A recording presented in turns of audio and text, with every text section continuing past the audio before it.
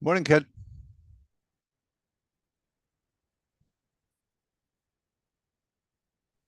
Morning, Ed.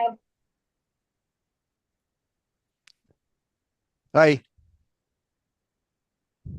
How's Canada? Can you hear me, Ed? Yes, I can. Okay, great. Yes. Just trying to remember how the microphones work. The Zoom picture of you says you're on mute, but I can certainly hear you.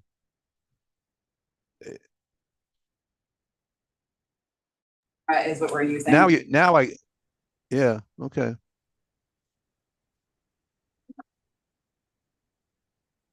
Okay, if I sign your password for you. Yes, please. Great.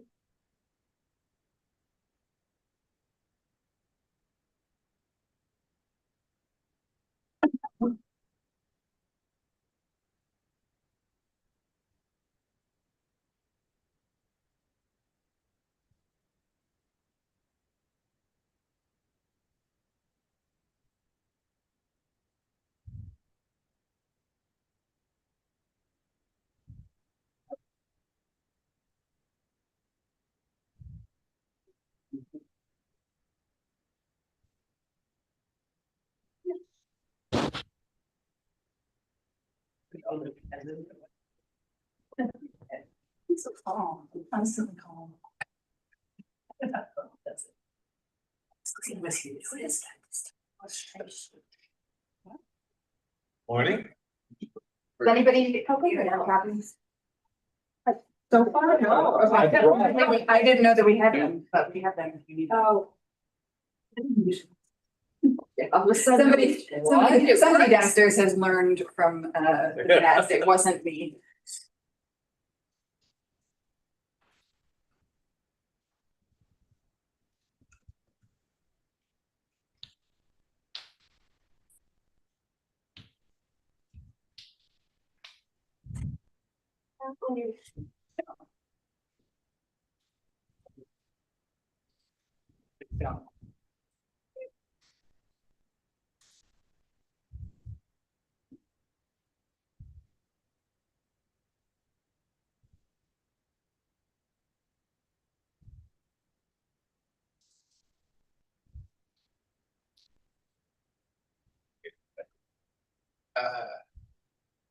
To Orlando for a wedding.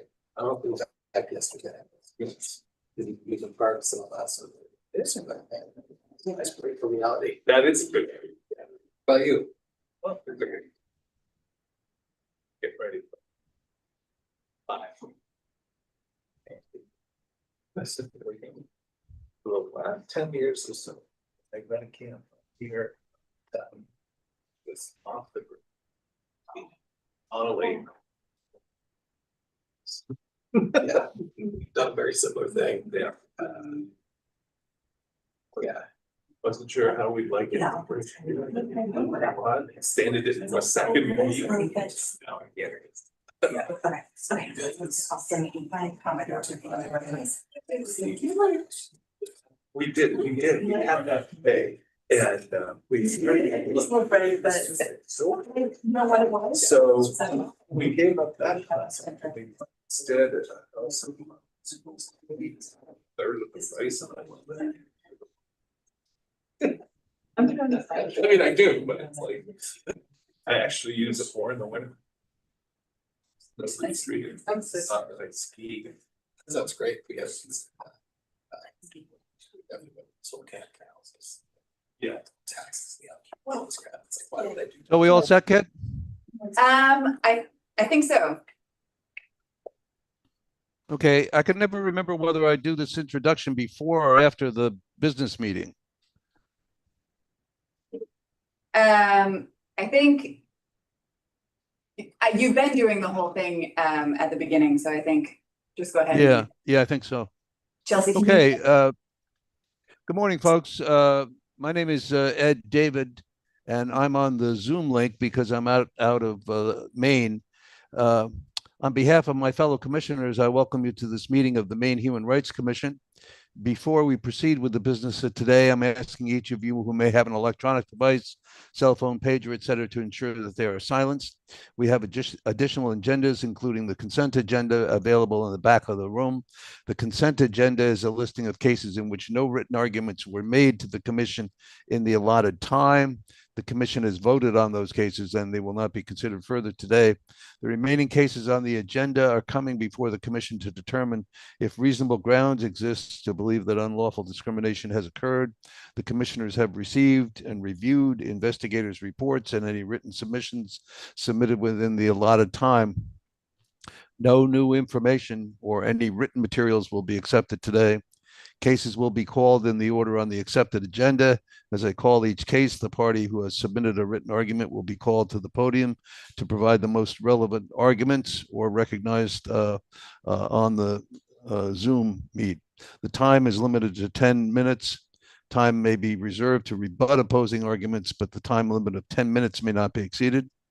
Procedural rules of the commission specify that your arguments may address only one relevant factual errors, relevant omissions from the report of facts submitted during the investigation, or relevant issues and questions concerning interpretation of law.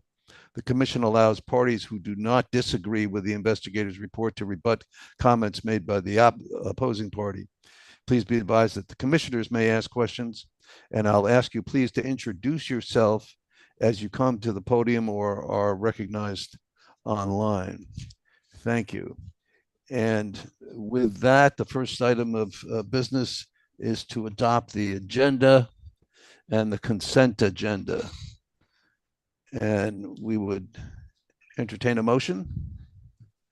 Moved. Second, thank you. All right,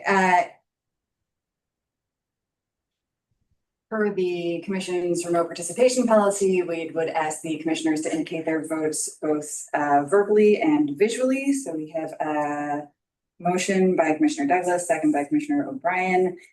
If you vote yes, you are in favor. Commissioner David? Yes. Commissioner O'Brien? Yes. I remember how this works. Commissioner Walker? Yes. Commissioner Douglas? Yes. Commissioner Sanders? Yes. Thank you. Okay. And then we need a motion to adopt the May minutes. So moved. Second.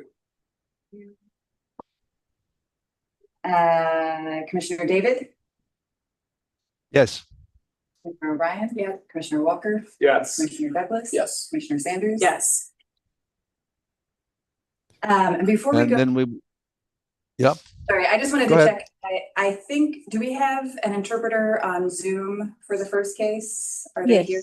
Yes. Yes? Yes, my name is Ban, Arabic interpreter from Language Partners. Okay, great. We are gonna get through the business session and we'll pin you when we start the hearing agenda at about 8:45. Just one question, if the client is here yet? Yes. Yes. Yes. Are you Attorney Spalding? Yes, I am. Okay, great. So is the client need interpretation? Can I? Assalamu alaikum. وعليكم السلام. اسمي بان، مترجمة لغة عربية. تحتاج ترجمة في كل كلمة ولا أنت لغتك جيدة؟ أحتاج ترجمة. Okay. Yes, I just introduced myself to him. Okay. Okay. What we're doing now is just some business for the beginning, and we'll get to Mr. Bashir's case in about 10 minutes. أول شيء حيتكلمون بصورة عامة، بعدين خلال 10 دقائق راح نبدي بالقضية مالتك. ففي البداية تكلم بصورة عامة. Okay. Okay, so we'll call on our executive director, Kit, for your director's report. Okay, so for personnel, no changes, holding steady. For compliance, we have a memo from Jane. 5 cases in active conciliation, 2 unsuccessful conciliations, and no successful conciliations or agreements for you to vote on.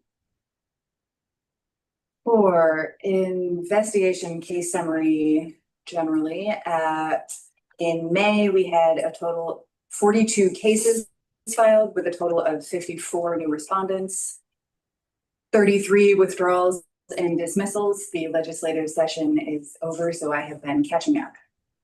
7 administrative dismissal letters for lack of jurisdiction or failure to cooperate, 12 right to sue requests, 10 withdrawals with benefits, 7 through the commission's mediation program, 4 with no benefits. I apologize, I do not appear to have the monetary settlement numbers here, but I can get those to you at the next meeting if you'd like them. 1 successful conciliation in May, 1 unsuccessful. And active seems wrong. I think there are 5. And we'll take litigation in executive session. I have a question, Kit. Yeah. Looking at the status of reasonable grounds cases, Mhm. the top 2 say that conciliation was held and unsuccessful. Why isn't that in the next block for unsuccessful? Yeah, I mean, is there because a distinction? you see the 7/13 date right next to that for Right. both cases. But That means yeah. that we technically have until July 13th for settlement to happen before we fail them. We can't fail them before then. So the conciliation it's unsuccessful, but we can't dismiss it until July 13th. Okay, so we can't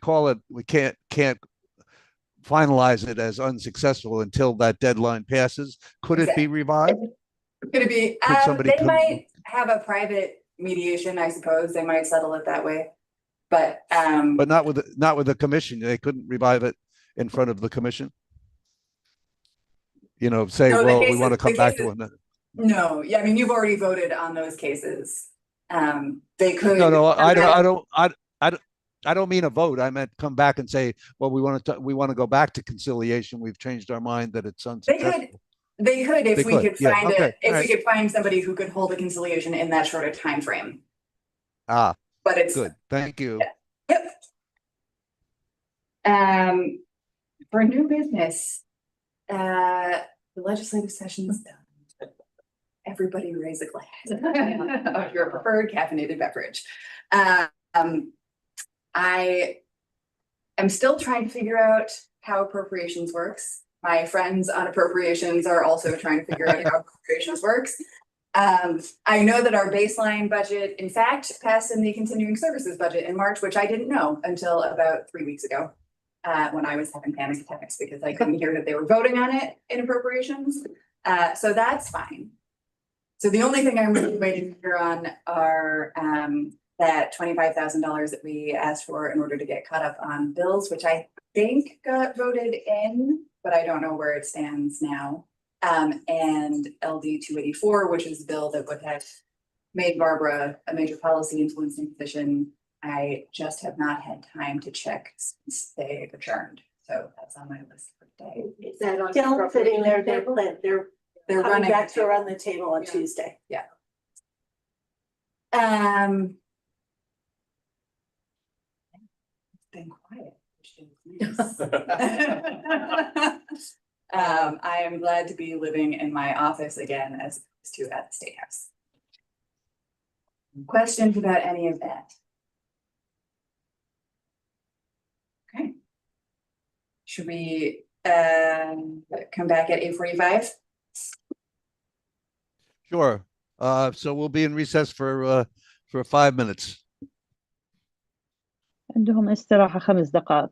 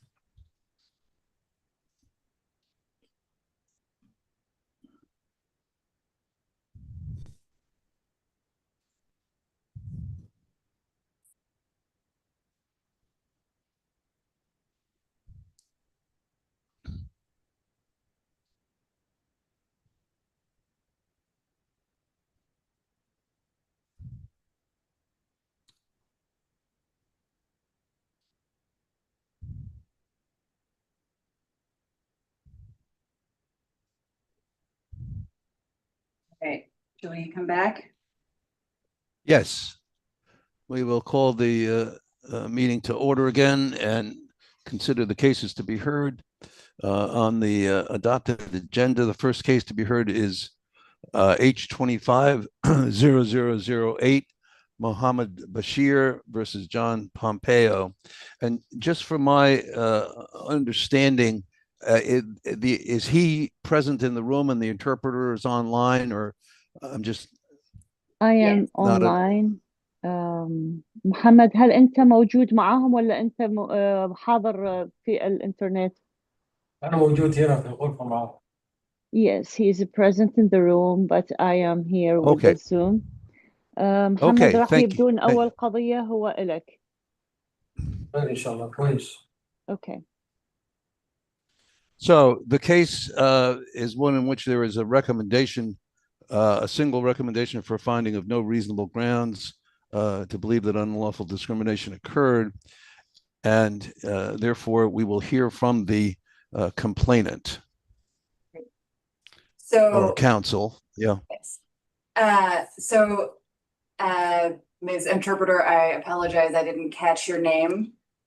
It is B as in boy, A as in apple, N as Nancy, Ban. Last name is A-H-M as in mom, E-D, Ahmed. Ahmed, okay. Thank you, Ms. Ahmed. My name is Kit. I am the Executive Director. Attorney Spalding is getting ready to present. Okay. We are going to give the parties 15 minutes instead of 10 to make their presentation. That will be the total time that you'll have other than questions from the commissioners. Ms. Ahmed, please jump in if anybody is speaking too quickly. Yes. Do you want to do simultaneous interpretation, or would you like to wait for a couple of sentences and then interpret and then do it? Yeah, with couple sentences would be great. Okay. Thank you. All right, Attorney Spalding, you have 15 minutes. Do you want to save any of that time for a rebuttal? 2 minutes, please. Ready? Go ahead. Good morning, Commissioners. My name is Mike Spalding from Pine Tree Legal Assistance, and I represent the petitioner Mohammed Bashir. هذا المحامي تبعك اللي هو يمثل قضيتك اليوم. I intend to start with just a brief recitation of the facts in this case. راح أبدأ بتعريف بعض الحقائق في هذه القضية. In 2009, Mr. Bashir's family purchased a mobile home in the O'Brien Mobile Home Park in Gorham, Maine. في 2009 اشترت هذه العائلة المنزل الموبل في منطقة في مين. From 2009 to December 2023, the property was owned by the respondent's mother. وفي 2023 أصبحت ملكيتها بالمسؤولة الأم. The respondent took title in December 2023 and 4 months later issued two one-year notices for permanent eviction. بعدين صار عندكم قرار بالإزالة يعني مغادرة. The first notice to Mr. Bashir was for stated renovations to the park, sewer lines, water lines, and tree removal. بسبب التخريب في المجاري والمياه. And the same reason was given to his neighbor in lot 18. هذا نفس السبب اللي أعطى أيضا للمنطقة والجوارين تبعك. Mr. Bashir is a Black African, originally from Sudan, and his neighbor, although the neighbor on title to the mobile home was white, her adult children, one of whom lived at the park, are biracial. Can you repeat the last sentence, please? The neighbor's adult children who lived at the park in unit lot 18 are biracial. Okay. اتعرف عن وضعيتك انه انت من منطقة السودان وانه الشخص اللي قام بهذا التخريب هم من عائلة من بير. And we filed a complaint, amended complaint based on both disparate impact theory and disparate treatment theory. ووجدنا انه هذه هي شكوى بسبب التميز.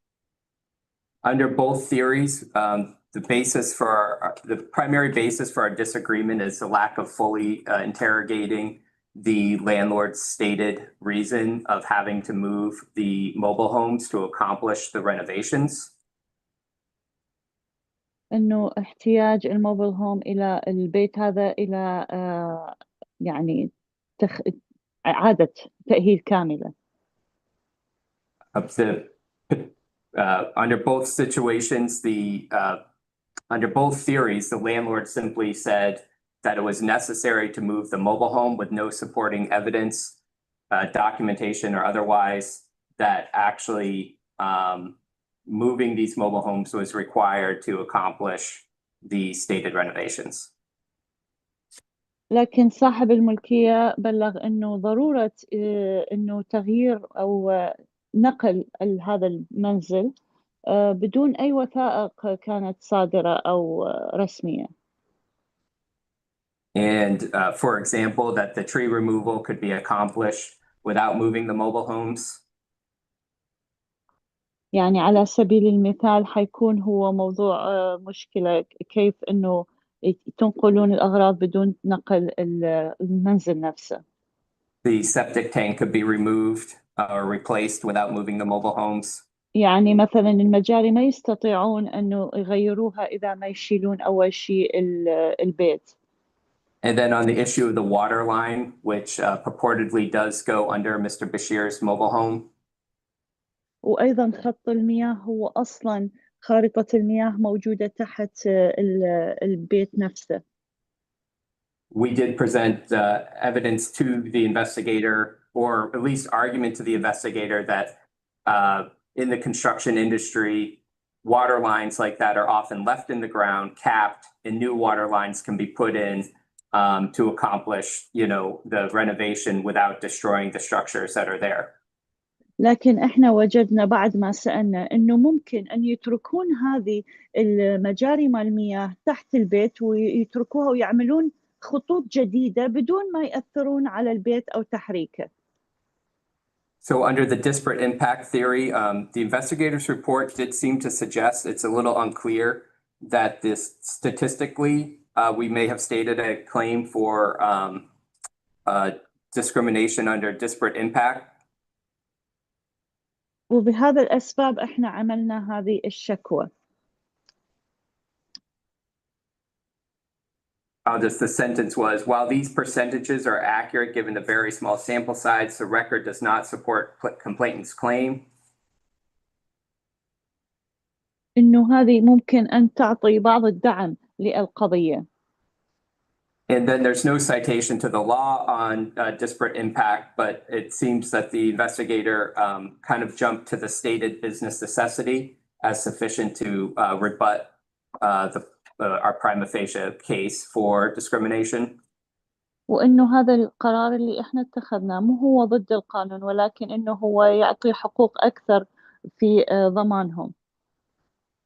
Our position would be that my instinct is that in any employment or housing case, the respondent always has a stated business necessity for doing what they claim to be doing, but that there should have been more thorough interrogation of whether these particular rationales given are stand up to scrutiny. وإنه هم لهم الحق بالتغييرات والتصليحات لكن إنه تكون وفق الحقوق الموجودة في الملكية. And on the a similar approach was taken to the disparate treatment analysis, where the stated justifications were not thoroughly interrogated, or there was any expectation that there'd be corroborating proof that moving the mobile homes was necessary. ولهذا احنا وجدنا انه تغيير مكانه او رفع البيت هذا غير ضروري. And so at a minimum, we'd be asking the commissioners to reopen the investigative findings or investigative phase to take additional fact finding on the notion of whether it is in fact necessary to move Mr. Bashir's mobile home to accomplish these stated reservations. ولهذا احنا نطلب فتح التحقيق مرة أخرى حتى يجدون إنه احنا ما خرقنا القانون لأنه نقل البيت غير مجدي، وممكن إجراء الإصلاحات بدون نقله. And I'll reserve any additional time. About 7.5 minutes, we can come back to you. Commissioner, questions for Attorney Spalding? Commissioner Douglas? Yes, good morning. Didn't I see in this record somewhere there was some sort of plan submitted about the repairs of the water line, septic? Am I correct about that? I just want to make sure that we, Ms. Ahmed, are you interpreting these questions as well, or would you please? Yes. Okay. الآن هذا هو راح يسأل بعض الأسئلة للمحامي تبعك. There was no written plan in the sense that there was a multi-page document where the respondent laid out their plan for the park. That what we have is a schematic of the park with annotations about where the trees and the water lines are. But that's the most, that's the only kind of written, I guess, evidence of the conditions in the park and what needs to be repaired or replaced. So هم اللي عندهم هلا الموجود وضعية الشجرة في البارك والتصليحات اللي تكون تحتها، يقول له هذا اللي مكتوب عندنا، فهسه بيرد عليه المحامي. okay, so there's this schematic showing the location of everything, but to your point, nothing that sort of supports the respondent's assertion that these repairs need. Is that correct? Well, maybe perhaps the repairs need to be made, but that the mobile home would not need to be moved to accomplish those repairs. That there's essentially a less discriminatory alternative for accomplishing the same thing. إذن هو ما بحاجة إلى تغيير أو نقل المكان. هذا كان مجرد كلام من طريق يعني ما مفهوم. Okay, so, but just to be clear about this, I don't see anything in this record showing, other than the respondent's word, that these repairs actually do need to be made. Leaving aside the question of whether or not the mobile homes need to be moved.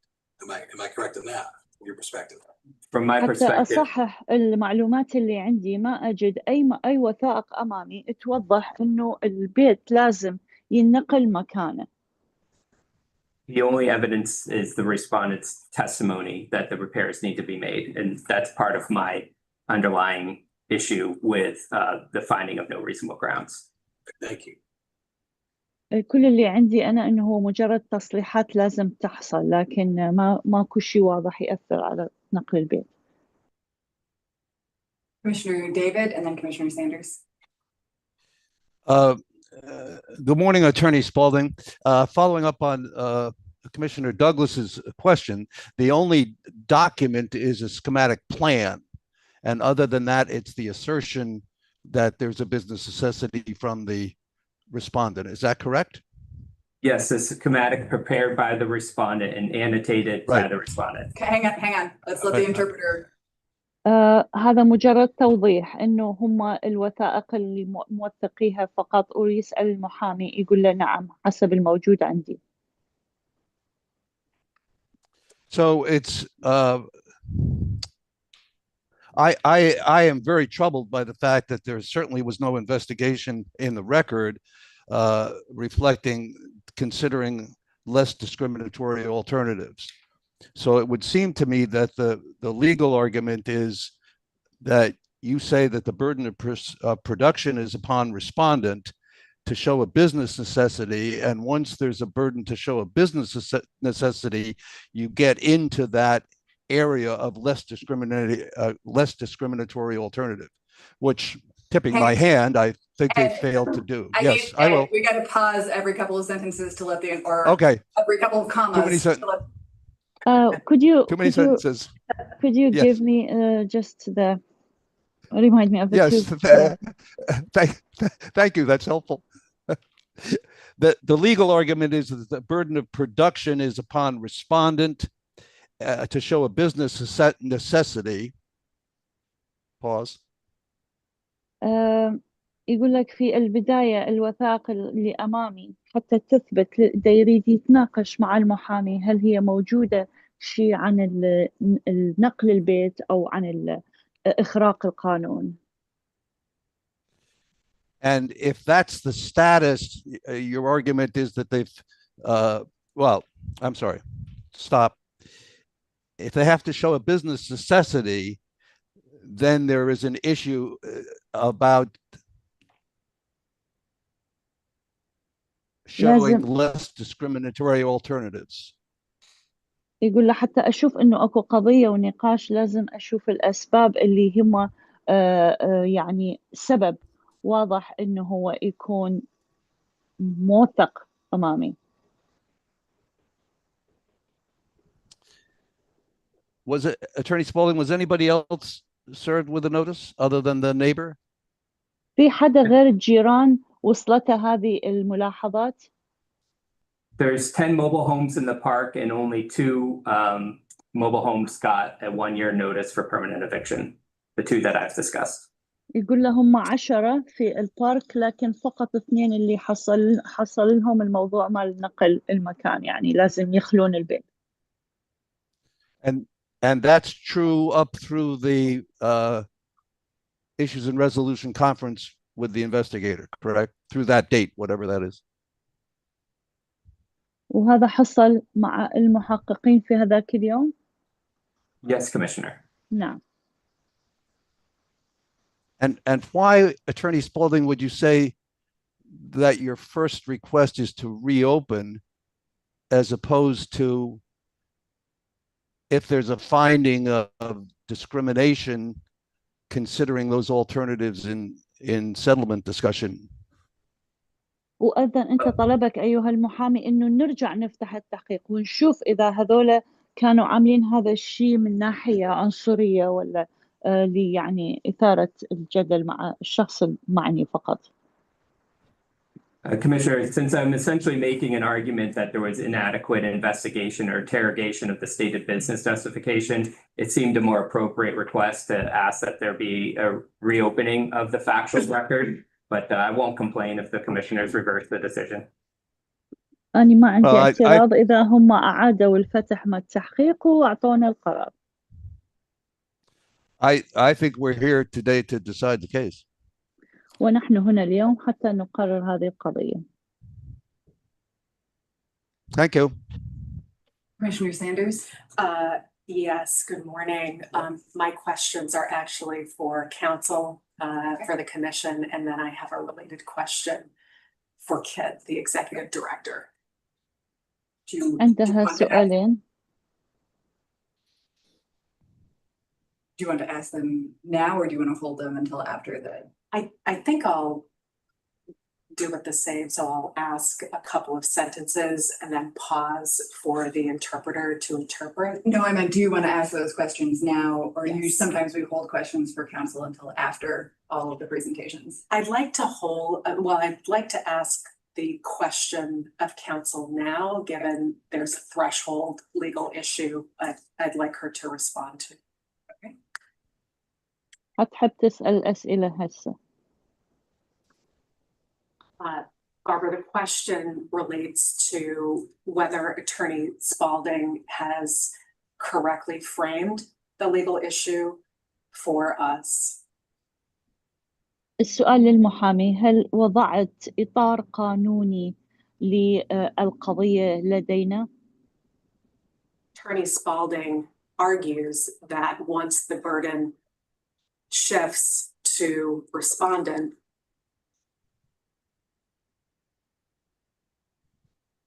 وكانت إجابة المحامي إنه هو وضع النقاش ويحتاج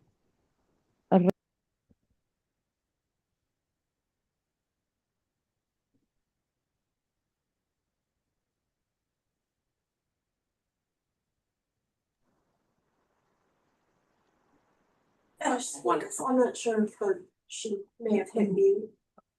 Can you hear us? I can hear you. Wonderful, thank you.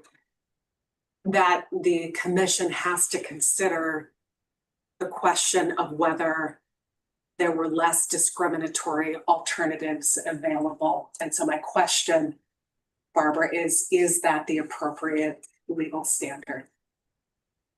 It is the appropriate legal standard after the burden shift. However, before the burden shift, you have to show the existence of a neutral policy. So that is facially neutral, but in fact impacts one group more harshly than another. And oh, I've been talking for a while. Do you want to go ahead? أعتقد السؤال كان لواحدة من الأعضاء وقالت نعم إنه هذا الشيء يعتبر قانوني إنه يجب السؤال عن الموضوع قبل بدء به.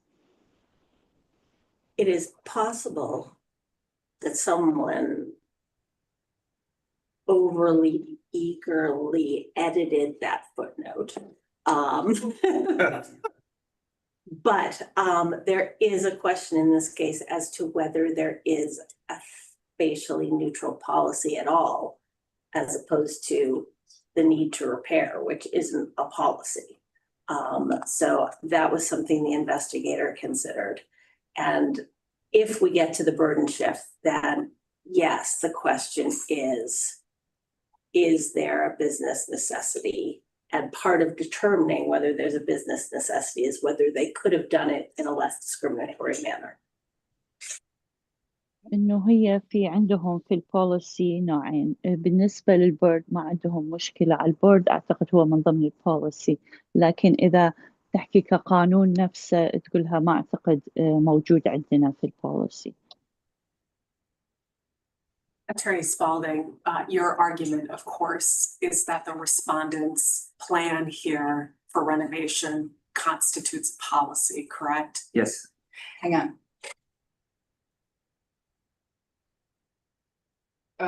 Ms. Ahmed, you're muted. فإذا السؤال للمحامي، هل أنت أكيد حتكون مسؤول عن الأشياء القانونية اللي أنت مقدم عليها؟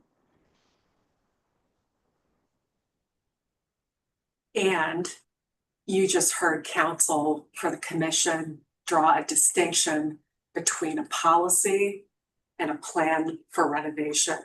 How do you respond to that distinction that counsel just drew? ففي عندنا فرق بين البوليسي وبين الوضع القضية نفسها. I believe the record in this case, the respondent talks about how after purchasing the park, he wants to make it better. He has I can't say for sure the word plan is used, but that his goal was to renovate the park, starting with these 2 units. And that after this area was successfully renovated, other units would be getting notices too. So it's certainly what was described, I believe, in the record suggests a long-term multi-stage plan of park renovation, as opposed to just doing a quick, like a one-time maintenance obligation on the park owner. أعتقد هي كانت الخطة إنه يبدون بهذه أول 2 موبل هوم، وهذه حتكون خطة طويلة الأمد. يبدون أول شيء بهذول ال2 وبعدين بعد يعملون التصليحات، بعدين يعملون البقية، فحتكون خطة جدا طويلة وهذه مقررة. In your legal research into this matter, did you find any case law that would be helpful for the commission that opines on what a policy means in this context? Hang on. وهل أنت وجدت إنه هذه القضية فيها ثغرة قانونية حتى تدخل عن طريق القانون اللي موجود لتعمل الشكوى؟ My memory is that we wouldn't have to cite to a written sort of policy or plan in order to sustain our burden on this issue, but that's the only thing that I remember specifically of policy or plan. وحسب ذاكرتي إنه أنا ما أحتاج إنه أنظر إلى البوليسي نفسها للقضية، لكن لازم أبدي بالتعريف عن الموضوع. And a question for Kid. Hang on, any other commissioner questions for Attorney Spalding?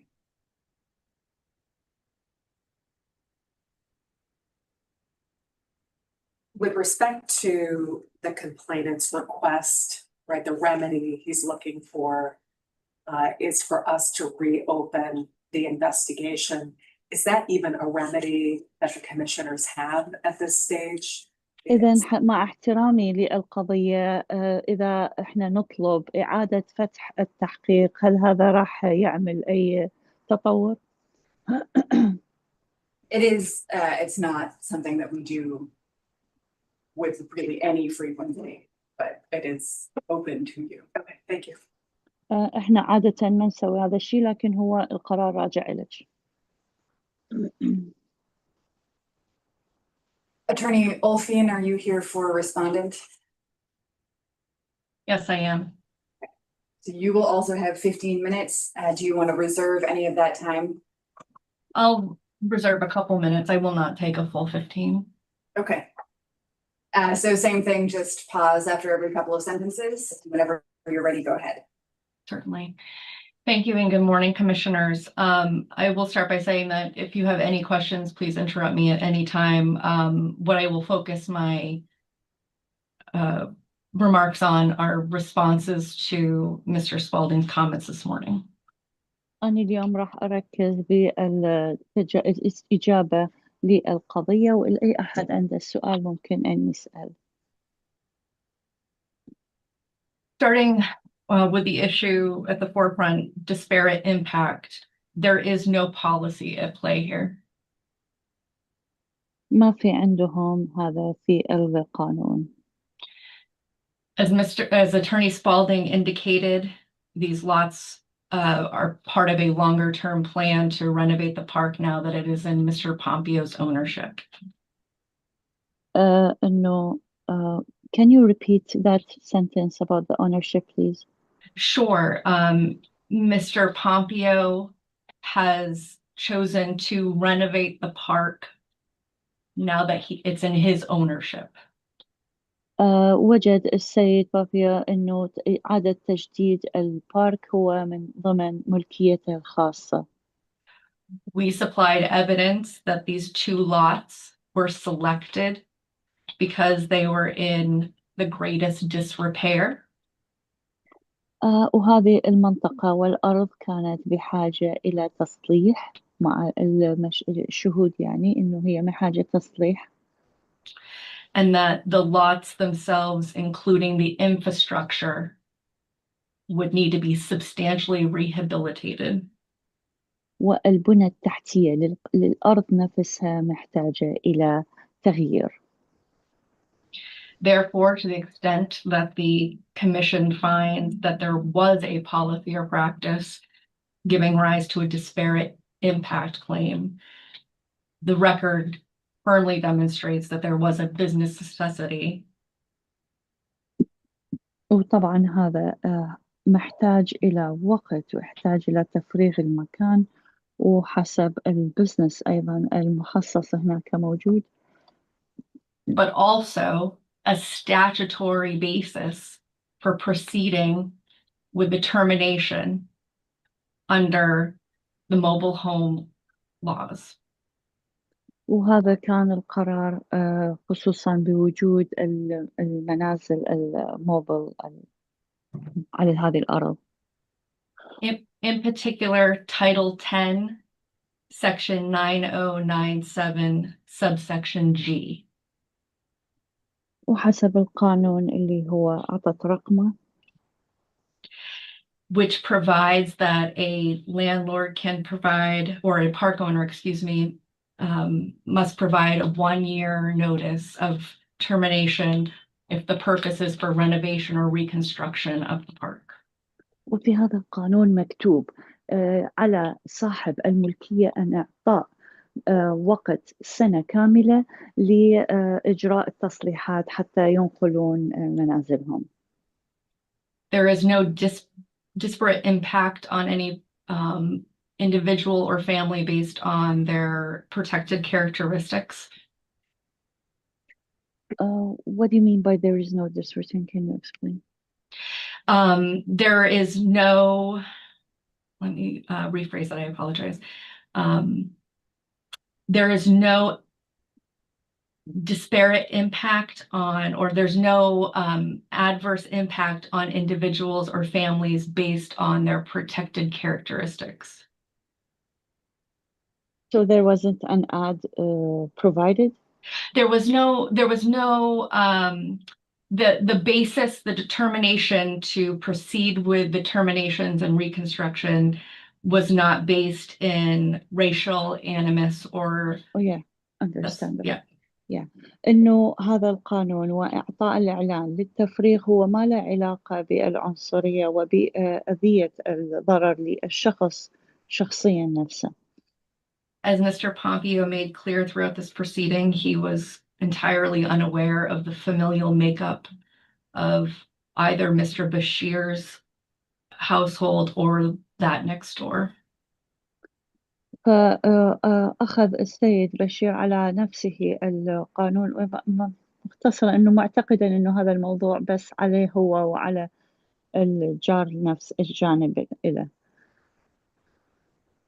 I want to point out that during Attorney Spalding's oral argument, he indicated that they had argument and he had instinct, but there was no evidence presented that the legitimate business interest that was supplied by Mr. Pompeo was anything but legitimate.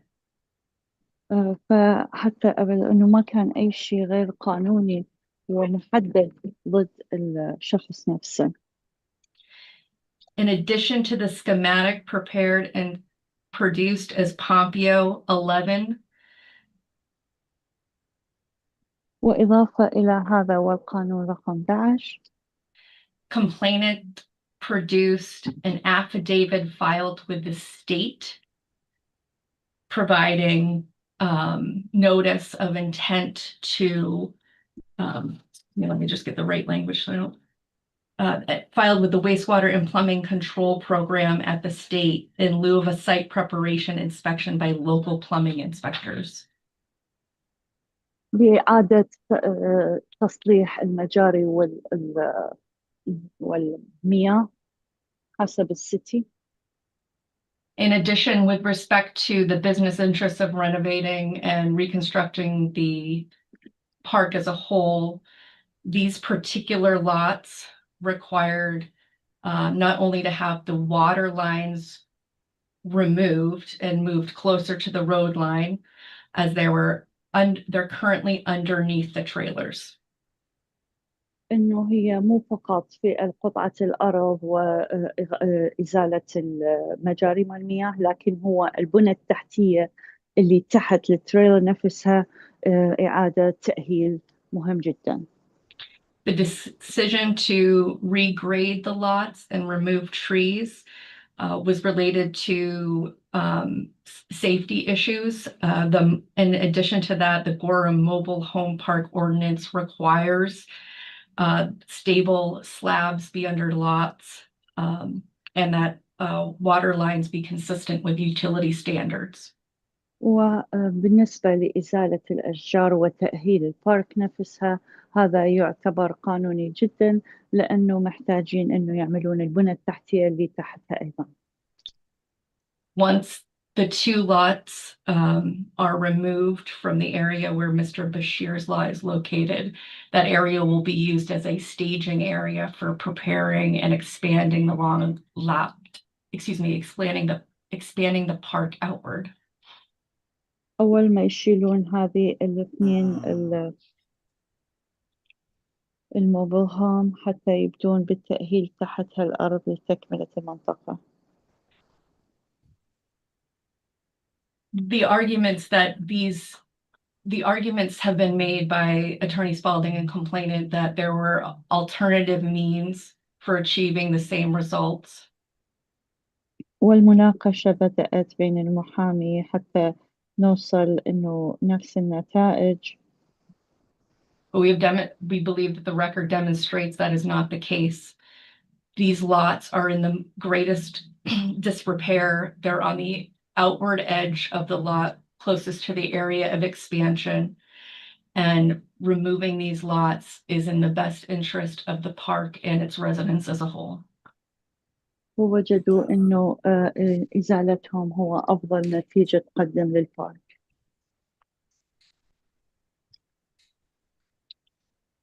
And with that, I will close and answer any questions. Commissioner Sanders. Good morning, Attorney O'Fein. Hi. On the last page of Attorney Spalding's statement of disagreement, there's a grid comparing contrast that he offers to the commission. كلها في الصفحة الأخيرة في المناقشة. I'm looking at it. هي تبحث عنها.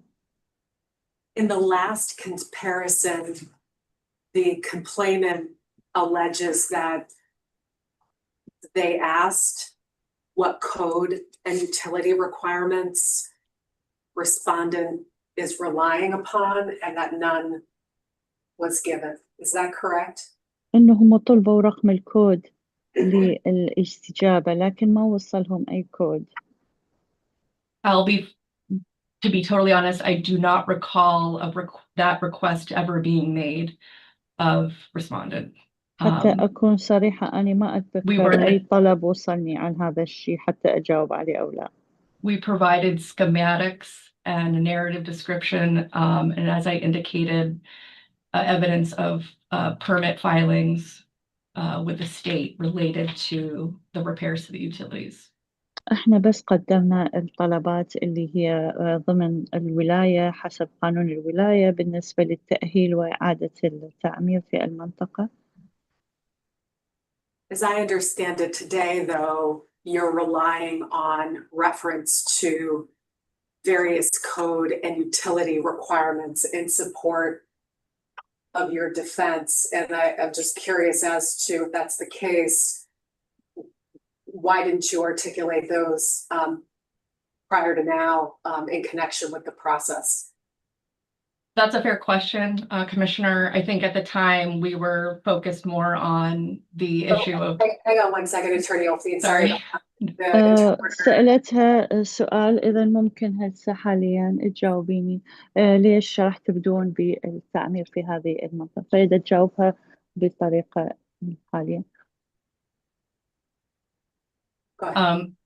At the time, we were focused more on Mr. Pompio's assessment. He and his team, he's a contractor, are doing the work, including the utility work. So we were focused more on. احنا نركز على السيد المقاول اللي بلش انه يعمل عملية الخدمات اول ما يبدي بالخدمات التحتية. Of his assessment of the need. And the references to the mobile home park ordinance are subsequent and were not included in our filing. فهو يبدي بحسب ما قلنا بالبنى التحتية وهذه تكون البداية للمقاولة.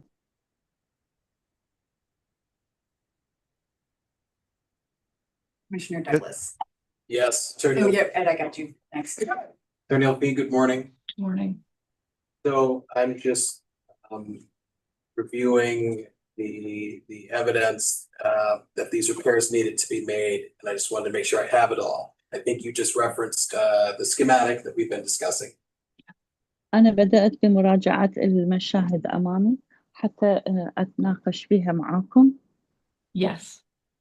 Okay, and you referenced some permit filings? I believe it's let me get the actual, it's a affidavit filed with the wastewater and plumbing control program at the state that provides license or a permit in lieu of site inspection by a local plumber. فهو عن المجاري والبلمبينج والمياه الجوفية والصحية الصرف الصحي. My understanding is it's required to do the utility infrastructure work independent of local inspection. And when you say, well, that's not the interpreter.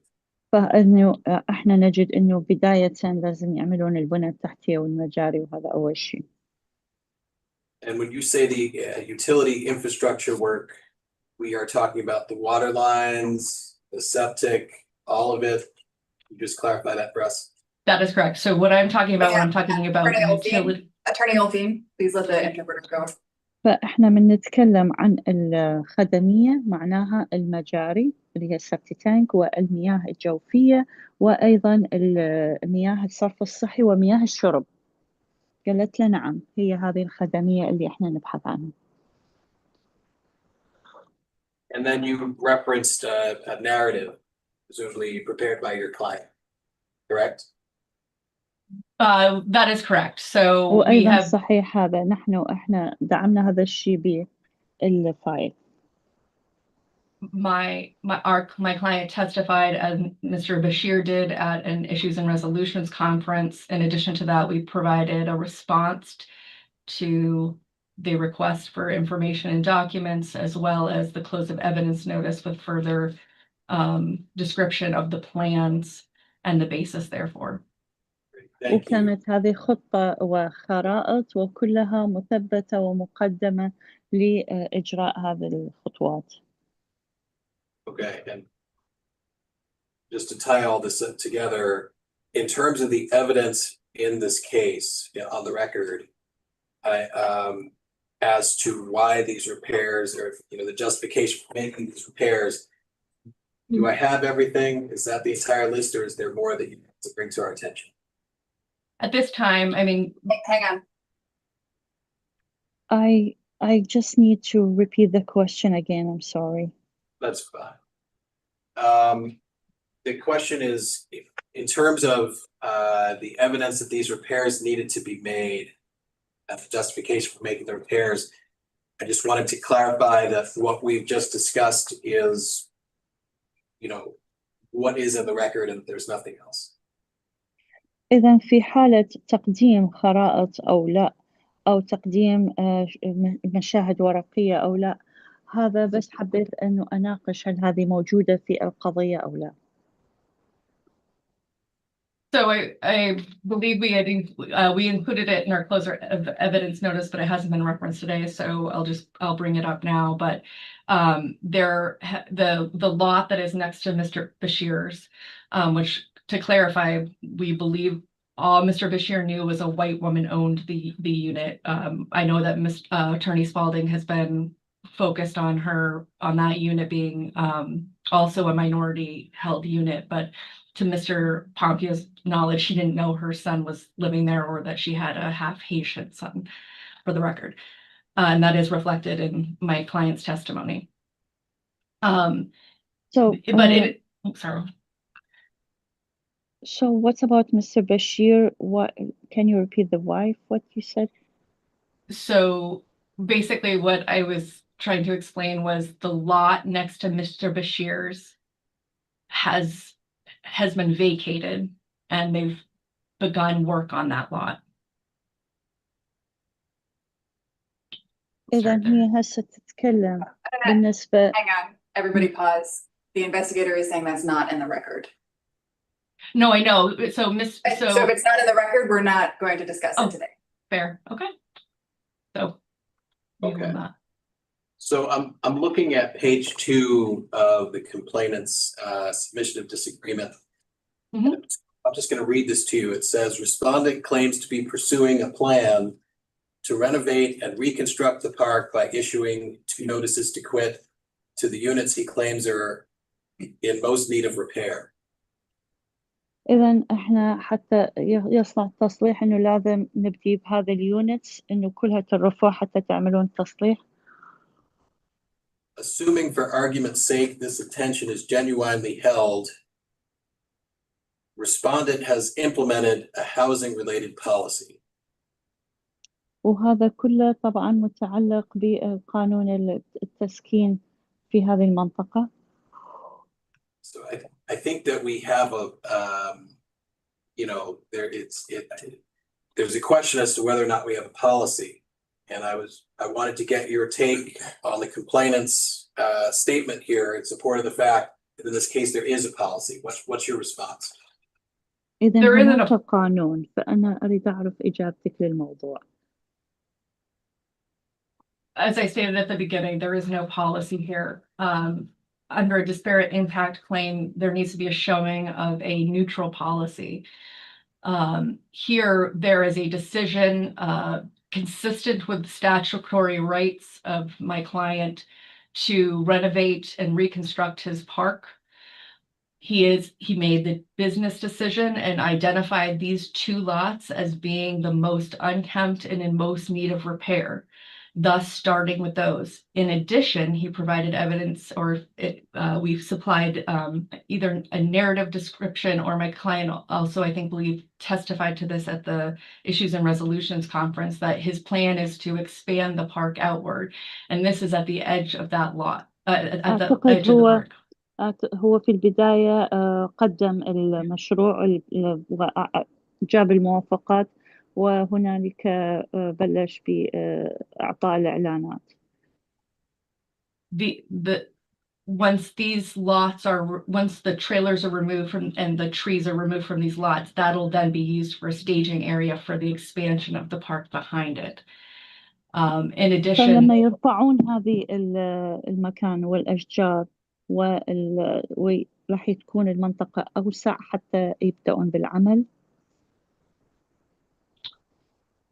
In addition, the water lines cannot be capped, as Attorney Spalding suggested. They actually run from where the two lots that are being removed are located, and they run underneath the trailers into a septic system in front of Mr. Bashir's home, and then across the street to lot 9, feeding the rest of the trailers. So there are the rest of the lots. بالنسبة لهذه المياه اللي هي أمام منزل مستر البشير، وأيضا بالنسبة لفتحة المجاري السبتنج اللي يجب العمل بها هي أمام المنزل. So again, this is a renovation, a basic decision by a landowner to repair and renovate their property. إذا مرة أخرى هذا القانون مجرد لإعادة تأهيل الملكية. And though complainant disagrees with Mr. Pompio's decision, it is a legitimate business interest, and the record demonstrates that. وغير الموافقة على هذا القانون هو عرقلة للعمل والمشروع. Thank you for that. And just so you know, we commissioners do not have that schematic in front of us. And so can you just confirm that these water lines, et cetera, do not run under any of the other units? That is هل correct. ممكن أن تأكدين إنه خطوط المياه ما موجودة تحت باقي اليونتات؟ Yes, that is correct. These are the only two lots where the water lines unfortunately run diagonally through them. نعم، لسوء الحظ فقط تحت هذا الاثنين موبل هوم هي موجودة هذه المجال. Thank you. Okay, Commissioner David, and did you have a question? Yes, I just want to remind everybody to please pause every couple of breaths and let the interpreter go, and also to pause before you answer or ask a question. Make sure that the interpreter has finished interpreting what you said. راح يسأل أيضا عند بعض الأسئلة.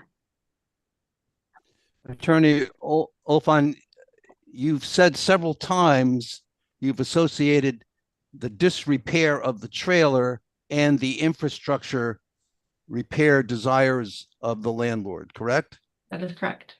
إذا أنت بلغتي عدة مرات إنه هذه رغبة الصاحب مثلي إعمال هذا التصليح. نعم صحيح. There's no indication in the record that the landlord has any plan to repair his trailer. In fact, you've just said the plan is to get rid of it to expand the park. إذا How do you اللي react to that? تكلمتوا فيه إنه هو بس مجرد لتوسيع البارك، كيف تجاوبين على هذا الشيء؟ Mr. Bashir, I believe, owns his trailer. Mr. Pompeo does not. Mr. Pompeo owns the park and the lot that this trailer sits on. The lot is what's rented. And so that is what Mr. Pompeo is responsible for renovating and replacing, is ensuring that the lot that the mobile home sits on is I اوكي understand that. انه هو يملك التريلر فقط، لكن هو مستأجر للملكية في قطعة الأرض للشخص ذاك. فقالها أنا متفهم هذا الشيء. Yes, go ahead.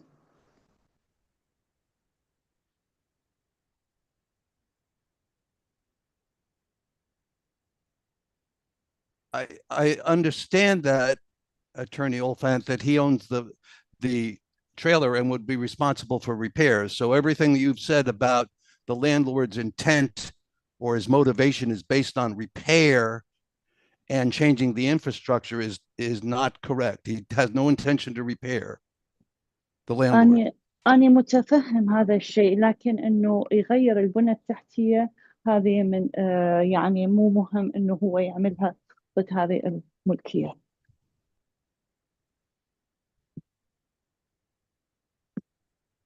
No, I would argue that this is, I mean, maybe the verbiage I'm using isn't correct, or is confusing, but the intention is to renovate the lots. There are two lots. They will require repairs to the actual slabs or the basis, the foundations that those will go on, as well as to the infrastructure that is running underneath those trailers to a small septic system. So نعم، أحب أن أوضح إنه هو المشروع هو لإعادة تأهيل قطعة الأرض اللوت، فلهذا هي موجودة هذه الخلل تحت هذه البيت، وإنه هو راح يريد يغير البنى التحتية اللي هي موجودة تحت هذه التريلرز. And there'll also be a replacement of a common use septic system as well. ويكون تغيير أيضا لفتحات السبتيك تانك المجاري تحت الأرض. I don't recall any mention in the record, except your comments here in oral argument, that there was the real intent here is to get rid of both those trailers and expand the park. Is that correct? ما It's not in the موجود record. عندي في الأوراق إنه هو يكون توسيع البارك بإزالة هذين الاثنين التريلر من هذا المكان. I would point the commission to our response to the amended complaint and close of evidence filed on March 14th. At paragraph 13, we discussed the plans for expansion as well as improvements to the septic system in leach field. ناقشنا هذا الشيء ووضعنا هذه في الخطة من يوم 14 وأضافوها في الأوراق. The expansion of the park, you would not claim as a business necessity, would you? إذا توسيع الأرض هو يعتبروه من أيضا الأهميات. I would say that I mean, in my client's position would be that it is. I mean, we have a park that's frankly been neglected, but for years by his mother, and he's doing everything he can to bring it up to better standards and improve the quality of the housing, you know, the lots and the ability to make money off of this particular property. I mean, in addition to that. Please remember إذن to pause. هذا Sorry. كله كان أعتقد صاحب الملكية يعتقد إنه هذا إهمال كان بسبب إنه والدته كانت مهملة لهذه الأرض.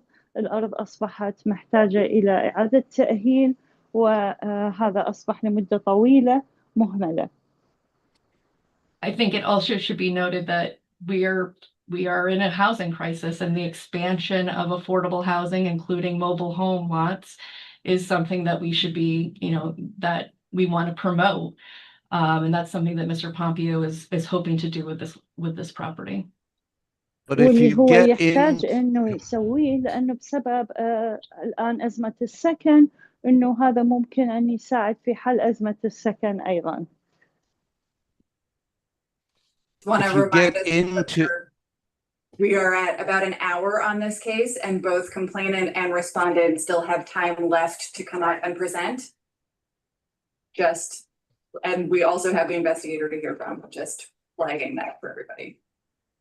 فقط مذكرتهم بموضوع الوقت. I am chastened. Briefly, I'm sure. Any other questions before I call Attorney Spalding back to the podium? Okay. Attorney Spalding, you have about 7.5 minutes, although please feel free to use less time than that if you'd like. Very good. Yes, commissioners, I just want to say, Ms. Olfin was saying that there's no policy or plan. What she went on to describe was a renovation of the park in general and a plan to expand the park. So what was actually described and the words often used were that this was a plan to renovate and expand the park. And إذا كان هذا هو الموجود عندهم في الخطة، إنه هو توسيع البارك وتغيير البنى التحتية. And I just want to add that a disparate impact treatment or analysis in particular is about uncovering unconscious prejudices in disguised animus. وهذا أيضا أحب أن أضيفه إنه هو كان ما مكتوب في القضية كما إضافته يعني. And this is why I believe the respondent's burden of production requires much more than just self-serving statements of business necessity. وهذا لضروريات البزنس اللي هو البروجكت اللي هو يريد يعمله. They go on about how these two units were in the worst condition, but there was no inspection reports for all 10 units showing objectively that these two units were in fact in the worst condition. ولا توجد لديهم أي ثوابت مثل ما قالوا إنه هذه البيوت في حالة سيئة، ما جابوا inspection ولا عملوا أي ثوابت يثبت هذا الشيء. There was no evidence suggested that the park as it currently exists is not profitable. وإنه قطعة الأرض الحالية الموجودة هي غير جيدة. There was no evidence that the regrading suggested of the lots is something that has to be done under the status quo, as opposed to something that gets done after mobile homes are successfully removed. وإنه هم غير قادرين على التصليح أو أعمل أي شيء إلا إنه تنشال الموبل هومز من هناك من محطات الأرض. And there was a lot of reference to the fact that there's a statutory basis to do this particular type of eviction. That's probably true in almost all evictions, whether it's a tenant at will or whatever. So the fact that there's a statutory basis to give a permanent 1-year notice would not negate our argument in any way. That's all I have, unless there's more questions. هذا كل اللي عندي بالنسبة لإزالة وإعطائهم إخلاء وإعطائهم مدة سنة. هذا غير متاح حاليا لعمل أي تصليح. Any commissioner questions for Attorney Spalding? Okay, thank you. Attorney Olfin, you have 5 minutes and 51 seconds. Thank you very much. So speaking to the disparate impact claim here, which seems to be the focus of Attorney Spalding's arguments. Again, he has failed to demonstrate that there is a facially neutral policy that has a disproportionate adverse impact on a minority group. Here we أيضا إحنا حبينا إنه نتكلم عن القضية اليوم حتى أكون واضحة مع المحامي. Termination, 1-year termination notices were issued to both أعطينا أخبار سنة مدة سنة حتى إنه ينهون العقد. To both Mr. Bashir and his white neighbor. للسيد بشير ولجاره الأبيض. At the same time. في نفس الوقت.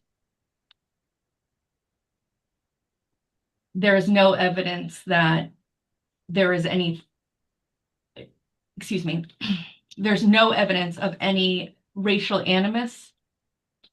لا توجد لدينا أي شواهد إنه هذا موضوع عنصري. Either to make a showing of disparate treatment. غير إنه إحنا عملنا الاثنين بنفس الطريقة. With respect to the evidence that's been provided. ومع احترام الشواهد اللي قدمناها. There has been no showing of any basis or any adverse impact on the Bashir family based on their protected characteristics. Can you repeat this statement, please? Sure. There is no evidence in the record لا توجد أي شواهد في التسجيل that Mr. Bashir and his family إنه السيد بشير وعائلته were adversely impacted based on their protected class. إنه هم تأثروا شخصيا على هذا الشيء، غير إنه هم حالهم حال يعني نفس الشيء عطوا للعائلة اللي جنبهم نفس الإعلان. What the record does demonstrate is substantial need and statutory basis for the action taken by Mr. Pompeo. إنه الإجراء كان بسبب المقاول إنه يحتاج هذا الشيء لعمل المشروع. Mr. Bashir may disagree with Mr. Pompeo's determinations of business need. والسيد بشير كان غير موافق على احتياجات تطبيق المشروع. He's provided nothing to rebut the evidence we've supplied to support evidence of business necessity. ولم يتوجه بأي شهود أو أي أدلة على إنه هذا الشيء منافي لإجراءات المشروع. And I will stop there and take any questions. Commissioner, questions for Attorney Olfin? Okay.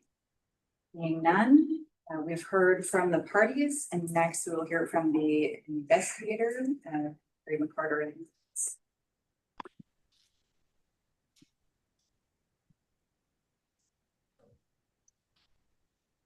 So just a few things. I just want to remind everybody, this is I'm gonna ask you to speak up so the end. Oh, I'm sorry. So my name is Carrie McCarter. I'm the investigator assigned to this case. وأني تعينت كمحققة في هذه القضية. Nothing I've heard changes my recommendations. أي شيء طبعا حيكون حسب المعلومات اللي وصلت لي. As you heard from Commissioner Council, there's no neutral policy. حسب القانون اللي موجود. Additionally, just a reminder, this is a preliminary investigation. إنه هذه التحقيقات الموضحة حاليا. And I can try to answer any questions. أقدر أجاوب أي سؤال. Commissioner, questions for Investigator McCarter? Certainly don't mean to prevent you from asking any questions at all, just to be mindful of time. So if you have questions, please do ask them. You noted a moment ago that this is a preliminary investigation. Can you tell us more what you mean by that and why that's an important distinction for you? So that's what we're. I didn't understand the question. I'm so sorry. Sure. The investigator in this matter just told the commission that this is a preliminary investigation. My question is why that matters for the investigator, and what information is she trying to draw our attention to? Are they trying to draw? في البداية بلغتي إنه أنت محققة، فشنو اللي حبيتي إنه يثير انتباهنا في هذا الموضوع؟ فراح تجاوب عليها. Every investigation we do here is a preliminary investigation. في كل تحقيقات اللي نعملها. We have a limited time frame to investigate. We can't go down every avenue. دائما يكون عندنا وقت محدد ما نقدر ننزل عنه أو نقدر يعني نزيد عنه. And I just want to remind. فأنا بس حبيت بالبداية أوضح إنه كنا حسب الوقت المحدد نقوم بهذه التحقيقات. Other commissioner questions for investigator McCarter? None. Thank you, Carrie. All right, so we've heard from the parties and the investigator. There is one proposed finding. This time, Commissioner David. I always tip my hand before we get here. راح يبدي هو بسؤالها. I move that we find that there are reasonable grounds to believe that respondent unlawfully discriminated against complainant on the basis of race, color, religion, family status, and national origin, and that the complaint should be referred to conciliation. إنه كانت الدعوة والقضية إنه هي بسبب العرق واللون. Been moved. Do I have a second?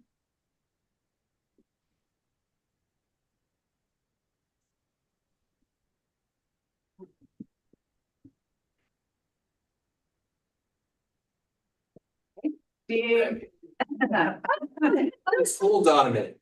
I've been holding. Given the even chance standard that we utilize here, I think that I would second Ed's motion, but not with respect to this litany of grounds here. I think that's my hesitation. Are you offering a friendly amendment to Commissioner Davis? Yes, I'm offering a motion? friendly amendment. I would say. يطلب تمديد. Did you get Ms. Ahmed? Did you get that? Yes. Okay. يطلب تمديد. Yeah, I would amend Commissioner David's motion to say that there are reasonable grounds to find that there's discrimination on the basis of race, color,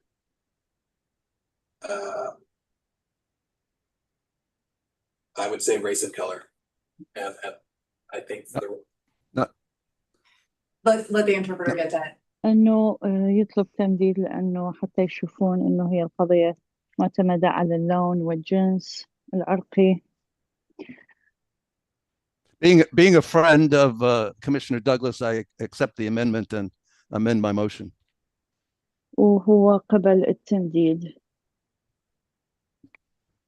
Okay, so it's been moved and seconded to find reasonable grounds on the basis of race and color. Any discussion? قبل التمديد. I'd like to speak to, yeah, go ahead. No, I was calling on you. Go ahead. Yeah. I am persuaded that the burden of production shifted to show business necessity. Pause. أنا أعتقد إنه وجدوا إنه هذا لسبب إنه المشروع محتاج هذه الأمور. And that precisely is what has not been shown, given the standard of as likely as not to prevail. وهذا الشيء ما كان واضح لإعطائه. Respondent continues to argue in their last statement business necessity, and there is none. This is being done because of the disrepair of the Bashir family's trailer, which is their responsibility, and to move them out permanently to expand the park. I can envision lots of less discriminatory alternatives. وأنا لا أجد إنه حتى إزالة إنه هذه الموظفين هم بسبب إنه يوسعون المشروع مو بس تصليح. I indeed think that we need to be sensitive to the possibility of unconscious prejudice, even when none is clearly stated. فأنا أعتقد إنه إحنا لازم نكون أكثر بالأسباب ملمين قبل أن نعطي هذا القرار. That's all. هذا كله. Commissioner Douglas and then Commissioner Sanders and then Commissioner Walker. Yeah, I've really struggled with this case. And I think that Attorney Oakley made all the arguments that I would make if I were in her shoes. أنا عانيت جدا في هذه القضية. I think that the problem that I have with this case is that, I mean, just on the face of it, we have an owner that takes over and 4 months later is evicting the only residents of color. إنه وجدنا إنه المالك إنه يريد بس مجرد يطلعهم من البيت. I do think there's a facially neutral policy in this case.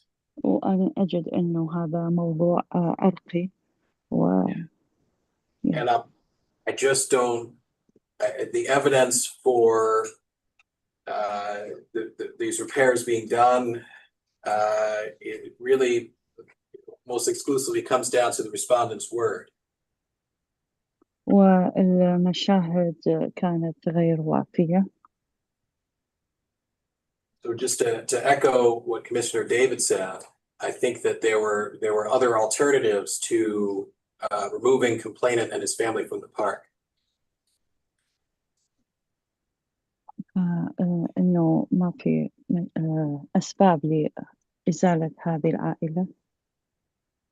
And I note that in the summary and timeline of investigation, at paragraph 6B, وفي الصفحة السادسة المقطع السادس أيضا تم توضيح there's a note that the septic system was replaced by respondent's mother in 2015. إنه في 2015 عملوا السبتنج أمه يعني عملته جددته. Which apparently did not require the complainant to move. وهذا يخلي إنه ماكو داعي إنه يعيدون بناء. Other than that, I adopt Commissioner David's statements in support of my vote. ما عندي شيء آخر إنه أضيفه للدعم للقضية. Commissioner Sanders and then Commissioner Walker. I don't know that we have enough information at this point to vote on the matter. ما أعتقد في هذه اللحظة عندنا معلومات كاملة حتى نبث بالموضوع. We don't have briefing on what constitutes a policy or practice in this space. ما عندنا القانون اللي هم حاولوا إنه يضعوه في هذه القضية. And we don't have discussion about if there is a policy or practice, whether in fact there were less discriminatory or less intrusive means here. وهل هذا مثبت في القضية أم لا؟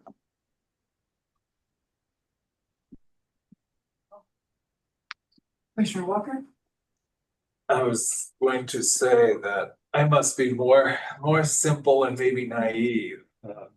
If we're looking at what are the determining factors for the eviction.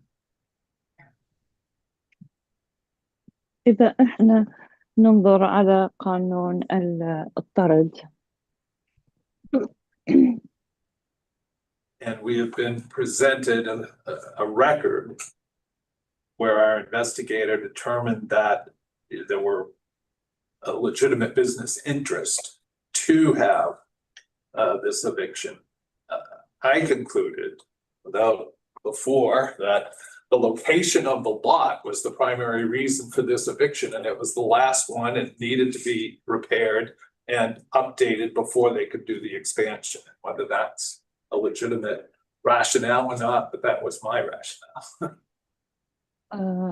إنه حسب فهمي إنه حتى ينفذون المشروع فهذا مجرد تعجيل بتنفيذ المشروع إنه حتى يعملون الطرد. Commissioner O'Brien. Call me simple and naive also.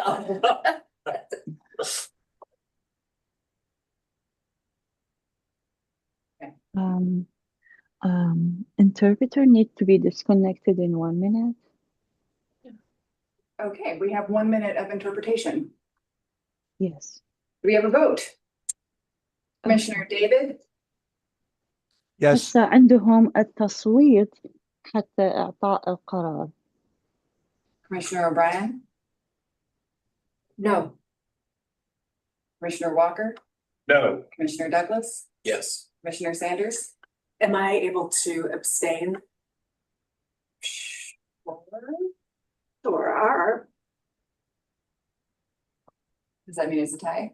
means it's tie, means that it's a no reasonable ground for abstain. All right, so it is a tie vote. That means we revert to the investigator's finding. And with about 5 seconds to spare, I thank Ms. Ahmed very much for her services. This was a long one. Thank you so much for your help.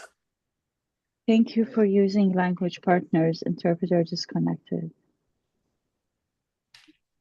Attorney May I- Swalby, send a letter. Attorney Good. Olfe will send a letter. Thank you. Thank you. May I ask one procedural question? Sure. They just, the vote, was it, I just want to make clear when I'm reporting this back to my client, was this on both disparate impact and disparate treatment claims? This was on the investigator's recommended findings. So everything. Okay, all right. Thank you very much. Can we take 5, please? sure. Done. We'll be in recess for 5 minutes.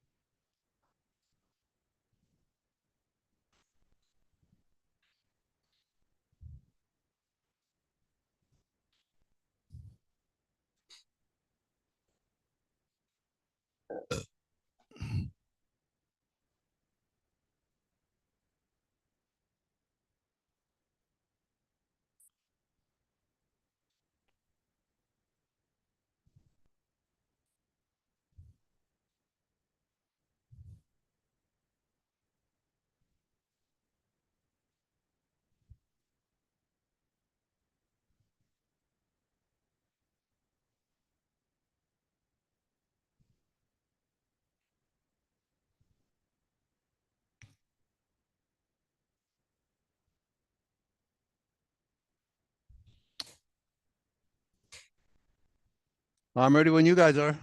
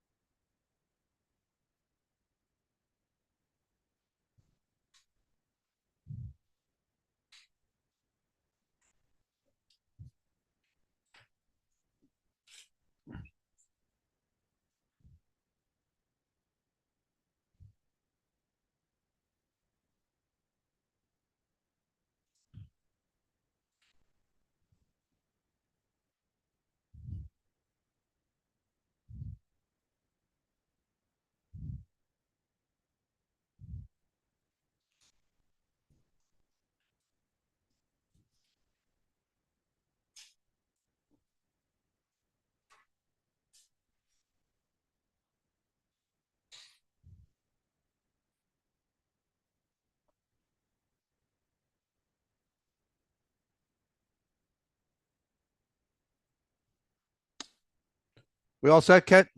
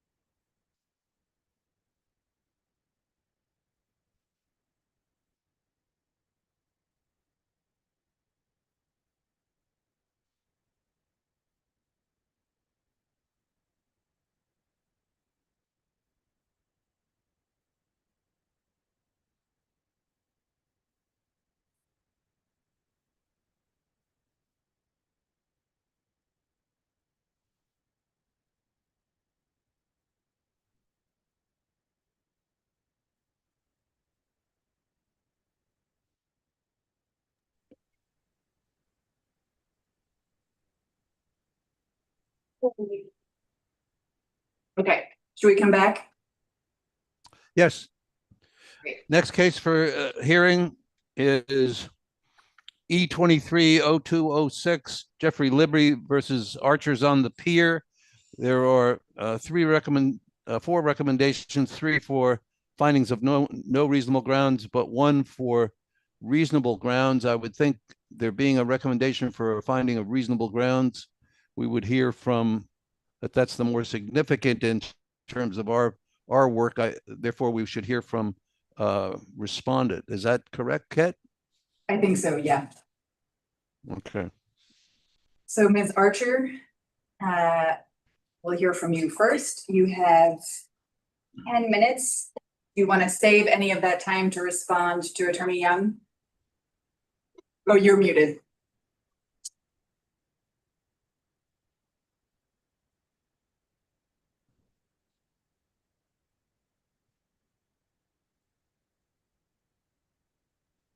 Still muted.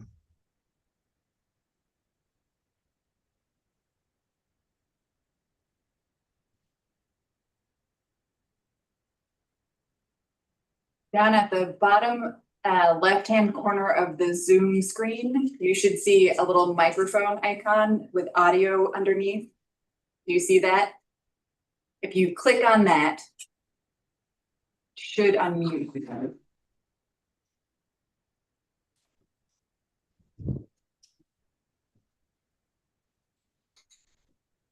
Can't hear, you're still muted. I keep asking for that. I know. If you click on the little up arrow right next to the microphone, should give you a list of microphones to use.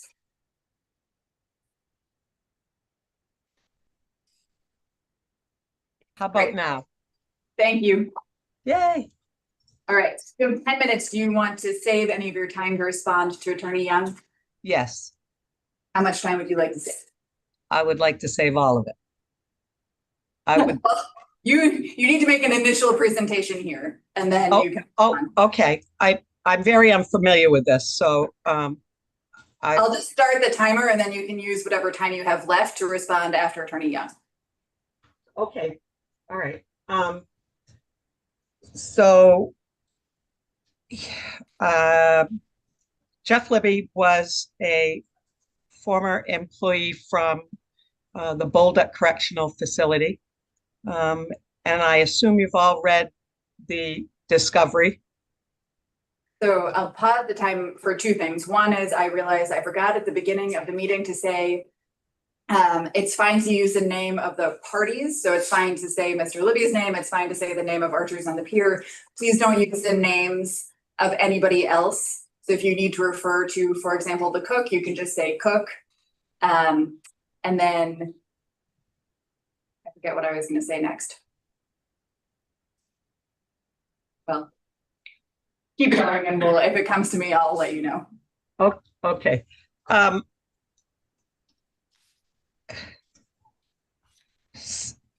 So I'm not entirely sure the process of what I'm supposed to do here. But I will say that when Jeff was hired, he was hired as a dishwasher. One of his duties was to shuck oysters.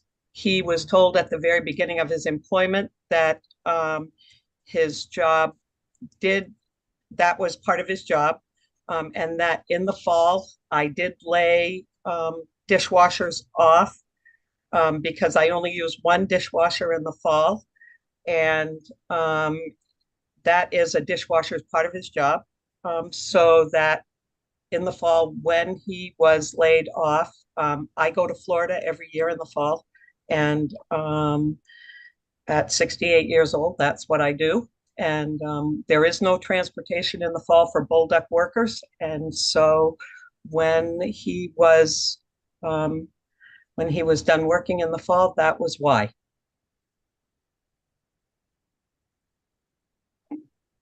And that's, I guess, where I'll stop. So you'll have a little more than 8 minutes when we come back to you. Okay. Attorney Young.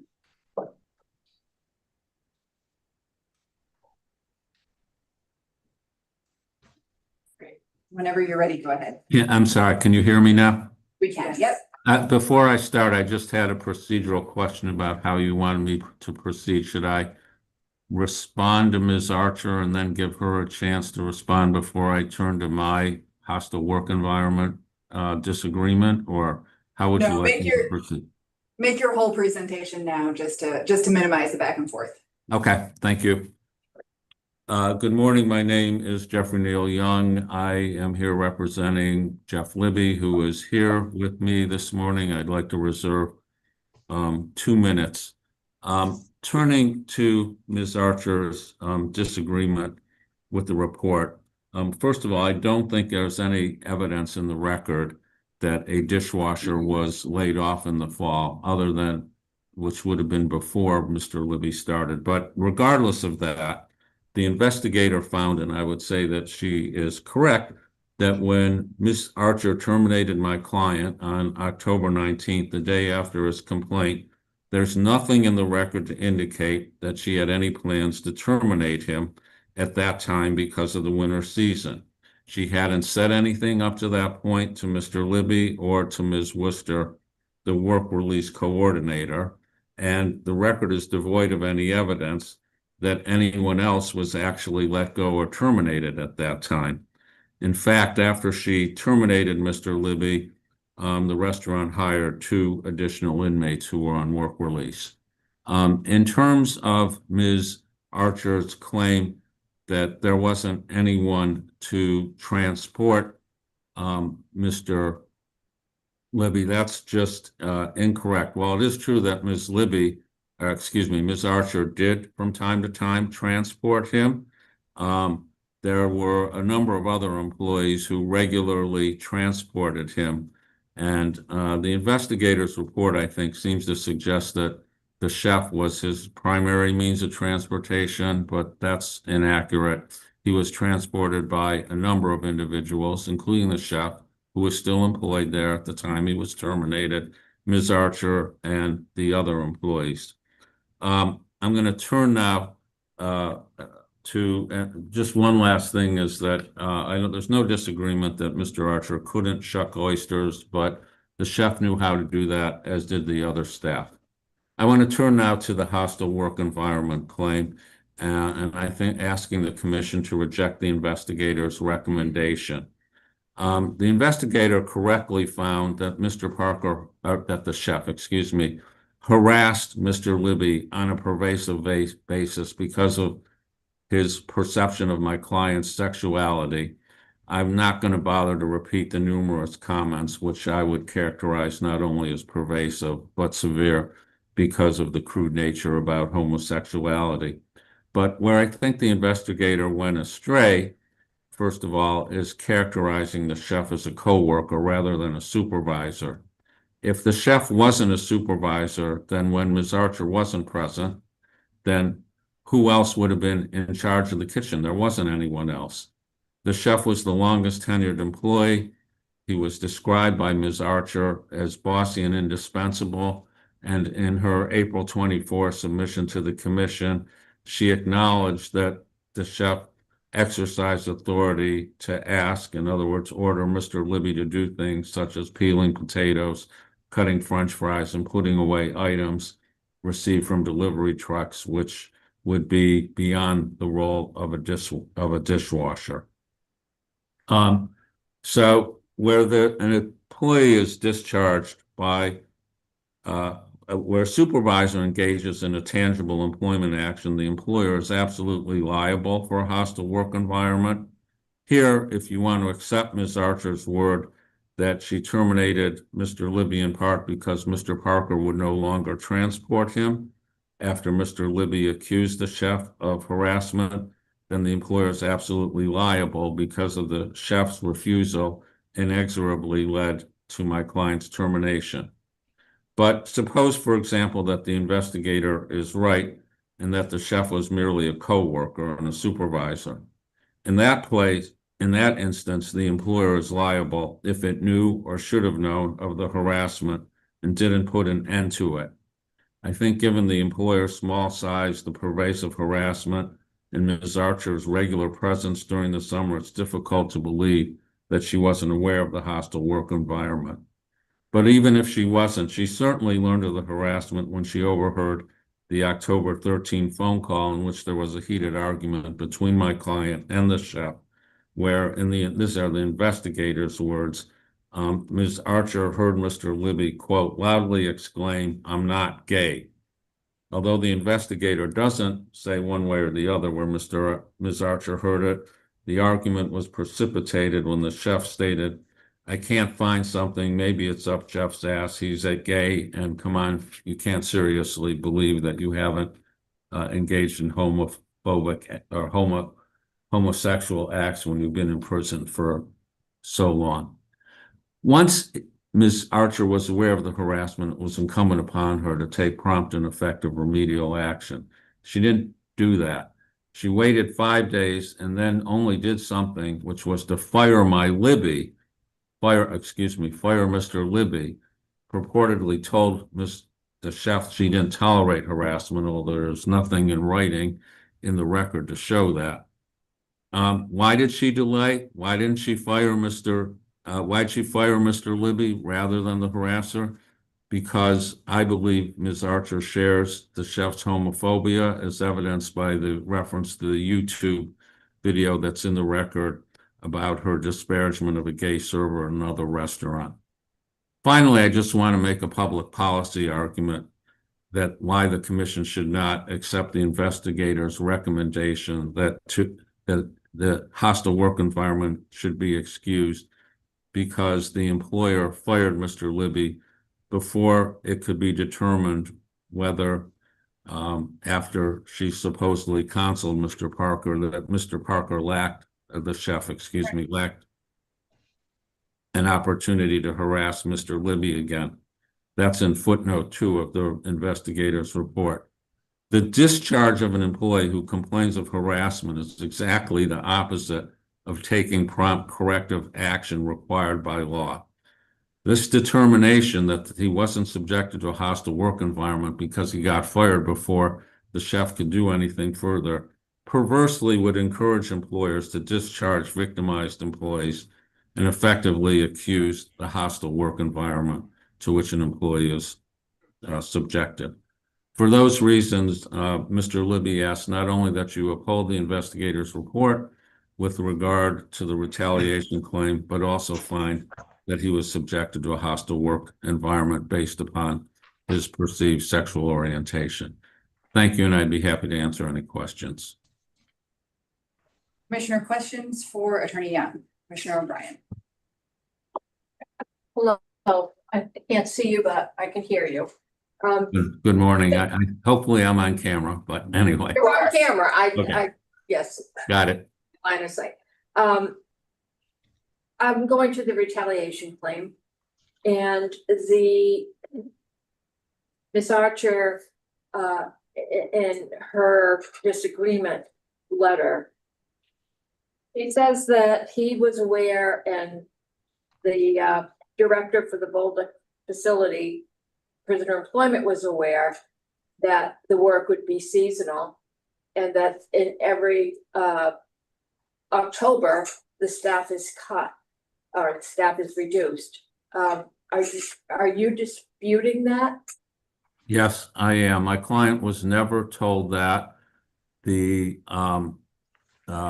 Nor was Ms. Worcester. There were a couple of additional people hired after my client was terminated, and he could have been retained over the winter. So yes, I'm disputing that, and it's not in the record, but so I won't. If it's not in the record, we're not going to discuss it. Fine, that's what I was just saying. There is but it's not in the record. Okay, thank you. You're welcome. Commissioner Sanders. Oh, could I just make one more comment? The other thing is that as of the date he was fired, and as the investigator found, he hadn't been told as of that time that he was going to be let go that week or that day. It was only after he complained. Thank you. Commissioner Sanders. Good morning, Attorney Young. Good morning. When do you allege Ms. Archer either knew or should have known that the chef was allegedly harassing your client? She was there on a daily basis throughout the summer. We're talking about a very small workplace that she is regularly in with, probably 6 to 8, 10 people working there during the day. So I think she would have, given the pervasiveness of the harassment, the frequency of it, I find it incredible to believe that she didn't know. But my point is, even if you want to accept that she didn't know, she certainly knew as of October 13th when she overheard the argument on the phone. And did your client report to Ms. Archer prior to October 13th his concerns that the cook was harassing him? There was some discussion, I would say, potentially back in early September, but no, I can't say that there was any real affirmative comment until October 13th. And you allege that 5 days in between the October 13th comment and when Ms. Archer returned from a trip was too long a time frame, right, for an appropriate and prompt investigation to happen, correct? Correct. She could have, given the serious nature of what had occurred and the fact that there were other people there who could have begun to look into it, yes. Just out of curiosity, if it wasn't Ms. Archer, who would have been the appropriate person to investigate the concerns in that 5-day time frame? Potentially, she has administrative staff that work for her. Thank you. Yes. And Commissioner David. Attorney Young, did you say that she hired 2 people after she fired the complainant? And is that in the record? I believe, yes, that's in the record.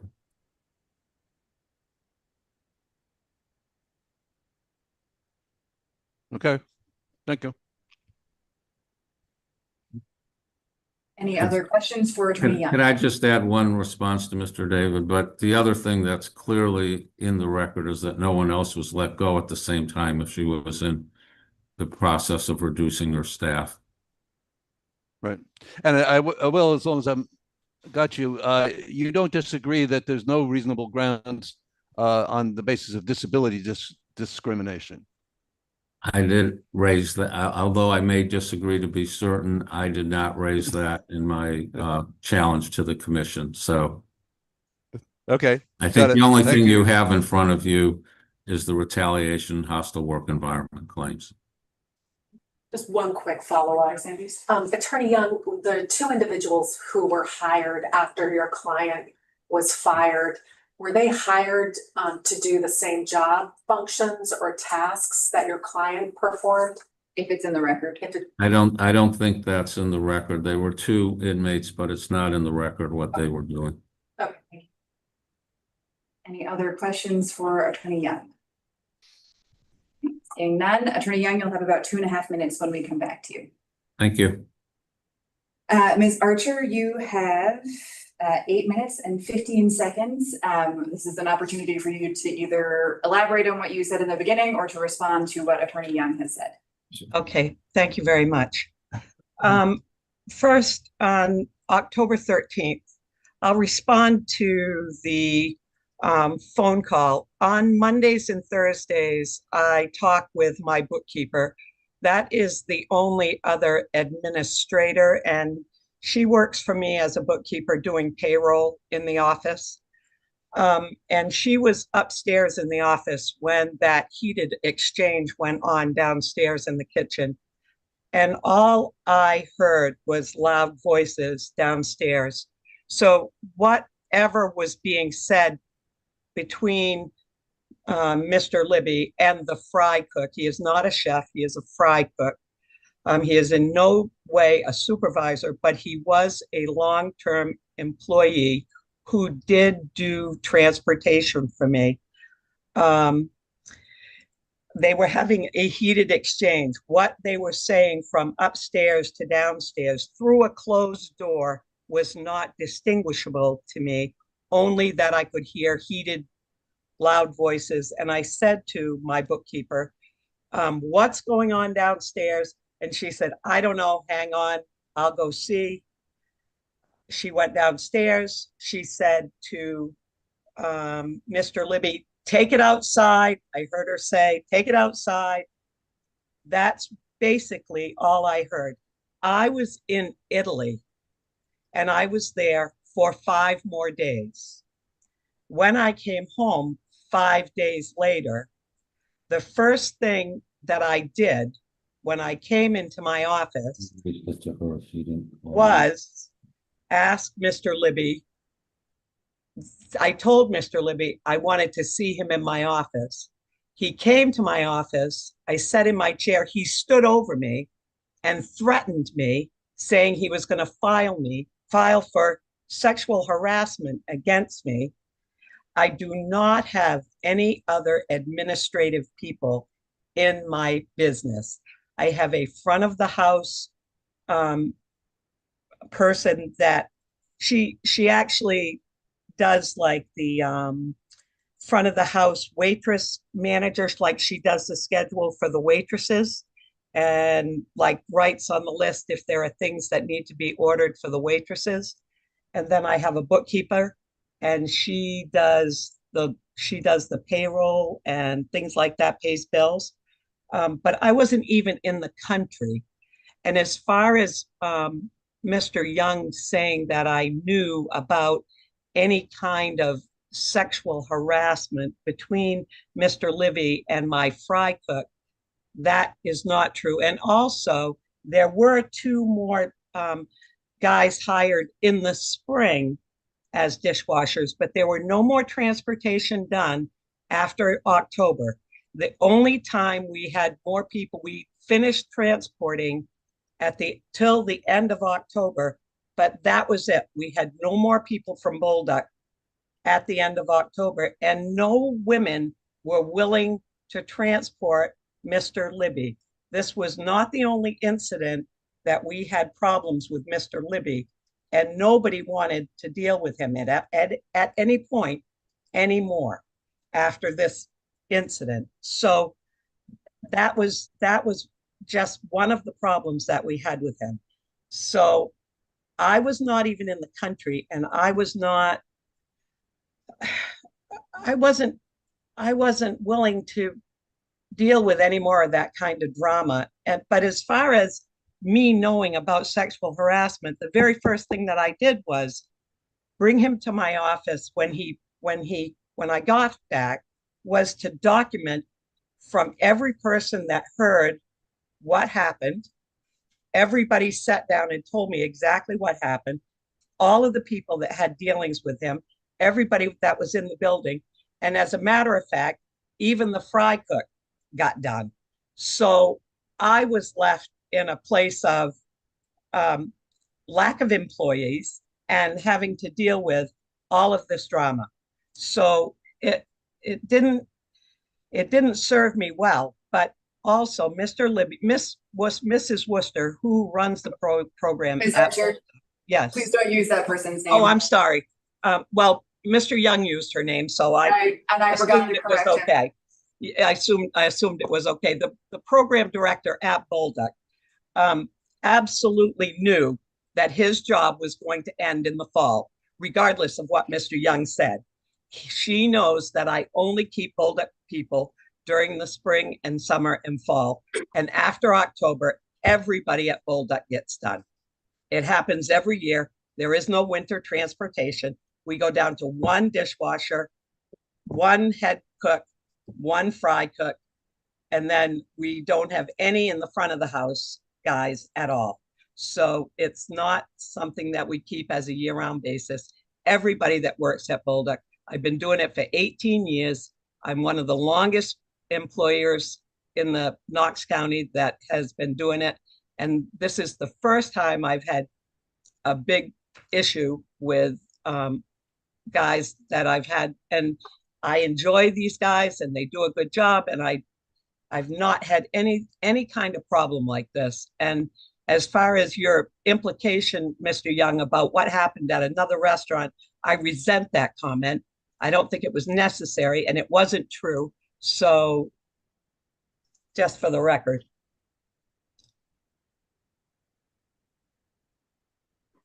Any commissioner? Yeah, Commissioner Sanders. Good morning, Ms. Archer. I want to draw your attention to the second page of the investigator's report. There in paragraph lettered F, the investigator makes a finding of fact that both the bookkeeper and the owner, that would be you, heard the complainant loudly exclaim, quote, "I'm not gay," end quote. I think I heard you a few moments ago dispute that, right? You said no, in fact, you didn't hear that. So I just want to make sure that what your position is, notwithstanding the finding of fact here in the investigator's report. Are you telling the commission that you did not hear that remark?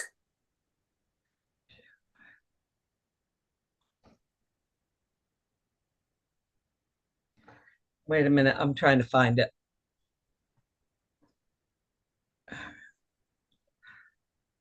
Oh, I see. You know, and also this is back in like 2 years ago or longer.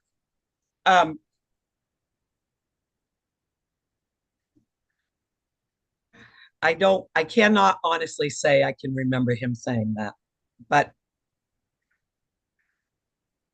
he could have, to be honest, he could have. And did you first become aware that there were concerns about the fry cook harassing Mr. Libby on October 13th?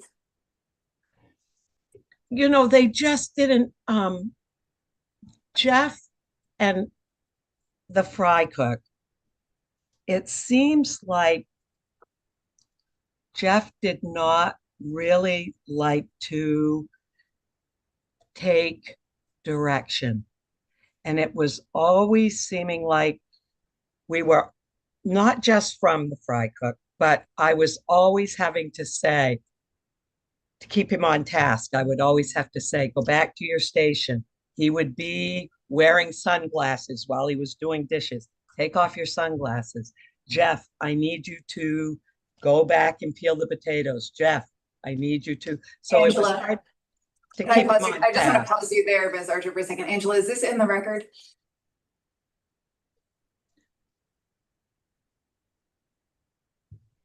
You're muted. Sorry, I didn't hear that last little part, because I was looking at something in my notes. Or maybe I can be helpful though. Yeah. Ms. Archer, my question was, when did you first become aware that there was a concern that the fry cook was harassing Mr. Libby? At October 13th, when they had their fight. Okay, thank you. You heard Mr. Attorney Young say that after you fired his client, that you then hired 2 additional staff. Is that correct? I did not. Thank you. Any other commissioner questions for Ms. Archer? Commissioner Douglas. Yeah, good morning, Ms. Archer. Just a really quick question for you. Good morning. You said that this fry cook was not a supervisor in any way, shape, or form, just to paraphrase what you said.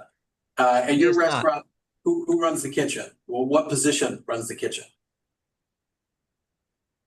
The head of the line, the chef position. Okay. At that time, that would have been Don't the say head chef. Okay, thank you.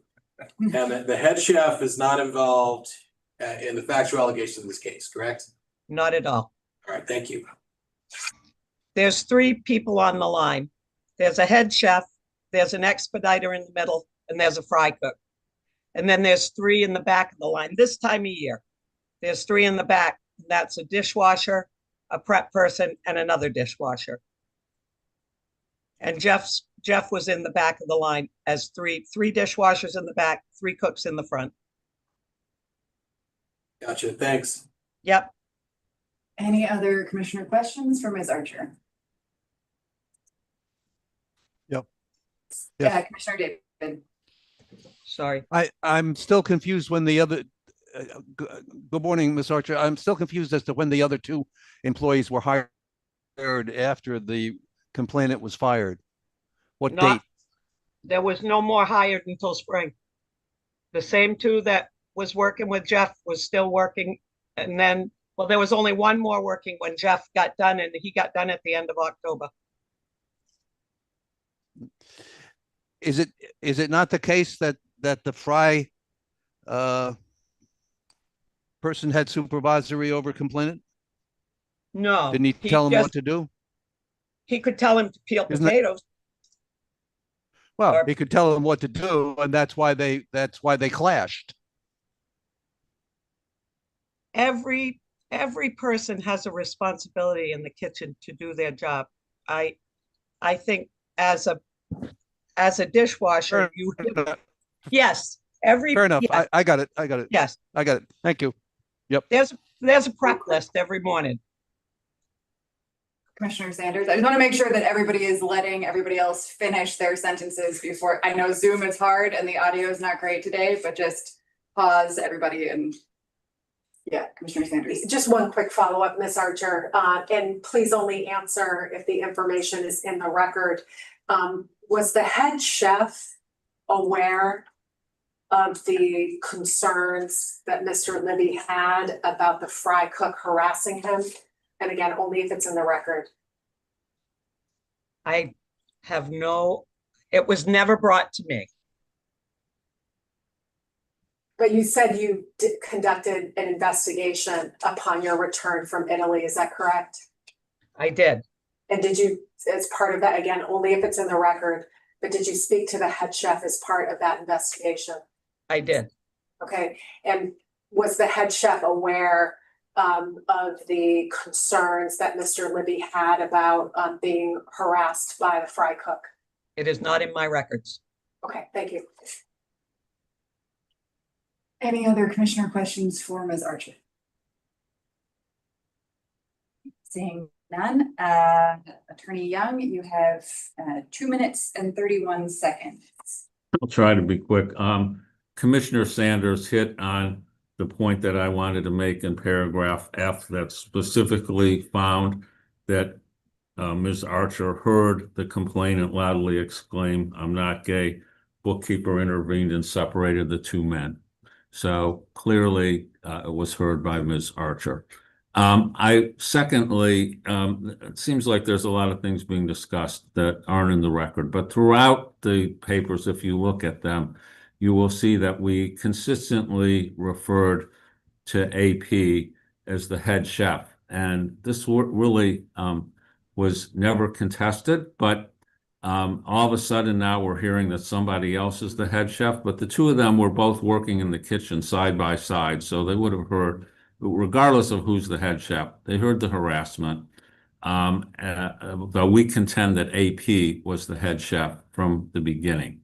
I also wanted to talk about the transportation issue. There's nothing in the record, to my knowledge, that says that Mr. Libby could not be transported, other than that Ms. Archer said that she leaves for Florida, but she was certainly still there at the end of October or in the mid-October. So she was available to continue to transport him. There were also other inmates who were at the facility who continued to work there. Ms. Archer said one was let go in October. I don't think at the end of October. I don't think that's in the record, but that inmate also would have had to be transported. Finally, AP, who we contend was the head chef, she said something about him being let go. That didn't happen until at least November. That's in the record, that he remained there for some time afterwards. Thank you. Commissioner questions for Attorney Young? Commissioner O'Brien? Yes, just real quick. I didn't read, and perhaps I missed it, about the two newly hired positions, and we've seemed to have discussed that a lot, or newly hired people. And you're saying it did happen. Ms. Archer said it didn't until spring. Can you just talk about that? Why that discrepancy? Do you know that they were hired after or in spring when they hired new people? My understanding is that they were hired in November, but I think it's something of a red herring in any event, because as I've said several times, as I've tried to indicate, nobody else was let go at the same time as my client, and my client was the one person who complained. So whether additional individuals were hired, although I believe it's in the record, and I believe my client, I'm hesitant to say things that I'm not 100% sure are in the record. I do recall that this was brought up at the fact finding, but thank you. Any other commissioner questions for Attorney Young? Okay, seeing none, thank you both. And next we'll hear from Investigator Morse. Hello, my name is Angela Morse. I was the investigator assigned to this case. I took a lot of notes on things I wanted to address, but I think it might be more worthwhile to get questions from the commissioners. I could not find anything about these two new additional hires, and if anything, I think that would go towards the retaliation claim, not to a hostile work environment claim anyways. And I did recommend a reasonable ground finding on the retaliation claim. you know, this was kind of a loaded case, and a lot of this was making credibility determinations. So that's how I wrote my report, what made sense to me, based on the filings and the testimony that was provided at the Issues and Resolution Conference, and then tackling the 3 issues here, going through that step-by-step analysis. That's how I made my recommendations, because honestly, before I did that, I didn't really, you know, I wasn't clear on what my recommendations would be. So that's how I arrived where I did. And I am certainly willing to answer any questions. Brian. Hi, Angela. Back to this very, it seems a simple point. Do you know if Mr. Libby and Bolduc or Bolduc were advised that, or that they let people go in the fall? That was the testimony. That is the finding that I made.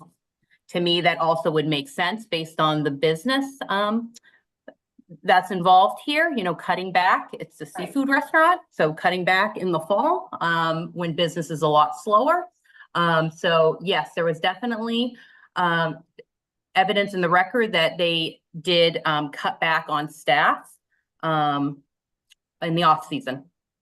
Okay, then I'm confused, because you said there are reasonable grounds that it was a retaliation, and if they knew that they let people go in the fall anyway, and had for the last 18 years, how is that retaliation? Because there was no plan put in place to have the complainant end his work on the day where his job was terminated. There was not discussion about, on this day we're getting done. There is a very strong causal link between when the complainant made his report of discrimination, and the very next day the employment is terminated. So between the causal connection and the fact that there is nothing that I found in the record that indicated that that was a pre-planned stop date for the complainant to end his employment for the season. Okay, thank you. Any other questions for Investigator Morse? Yes. Yep. Good morning, Angela. As I understand it, your recommendation for no reasonable grounds on the harassment claim is because you don't see a link to employer liability of these 2 co-employees. Is that correct? Correct. So based on the record, the timeline was that Ms. Archer was on the phone with the bookkeeper. It's a little unclear if what was heard, but there was definitely an altercation that was heard. Ms. Archer is in Italy at the time. Right when she returns from Italy, she goes to work. Immediately, there is this discussion between the complainant and Ms. Archer. Aside, and then okay. No, I think I've got yeah, go ahead. And I'm just going to say, and after the conversation, Miss Archer did interview the fry cook, and I found nothing in the record to indicate that the fry cook was anything other than a cook. So yeah, so immediately after there was this discussion between Ms. Archer and the complainant, Ms. Archer did interview the cook, who denied that any of this happened. So that's you know, the actions that we're working with there. And then immediately thereafter, the retaliation. The retaliatory firing, yes. I understand the reasoning that there's no employer liability, but do you agree that the conduct as described over multiple occasions was outrageous, severe, pervasive, or not, or do you not agree on that? Well, so yeah, but going through the steps, and I'm just trying to pull up the our boilerplate for that. Seems as though Yeah, so there's going through, multiple I do. allegations. Hmm? Seems as though there's multiple repeated allegations that are vulgar and And I think if you look at paragraph 7 on page 4 of the report, you will see that the investigator did find that the harassment was pervasive and both objectively and subjectively offensive. But that okay, all right. there was no supervisory. That was my question. Yep, got it. Thank you. Yes, and I did include, the statements that were made. Right. Yeah, allegedly in my report. But yes, I thought Ms. Archer was credible when she testified that she did not know that this was going on. Thank you. Any other questions for the investigator, Commissioner Sanders? It's just one follow-up. I think I heard you just say that in the course of your investigation, you heard that the head chef was not aware of the altercation on October 13th. Is that correct? I did not interview the head chef. At our conference, we had the bookkeeper, who was the individual who was on the phone with Ms. Archer. We really didn't explore that avenue too much. So it's a little bit of, we're going a little astray of what was discussed during our investigation, during the multiple submissions from the parties, the issue and resolution conference when we had the parties and a witness. So that I'm not exactly sure on that, but I find it credible that Ms. Archer was not told by any other employee that this was going on. Thank you. Any other commissioner questions for Angela? Seeing none, thank you. We've heard from the parties and the investigator. At this point, we'd be looking for a motion. There are 3 proposed findings.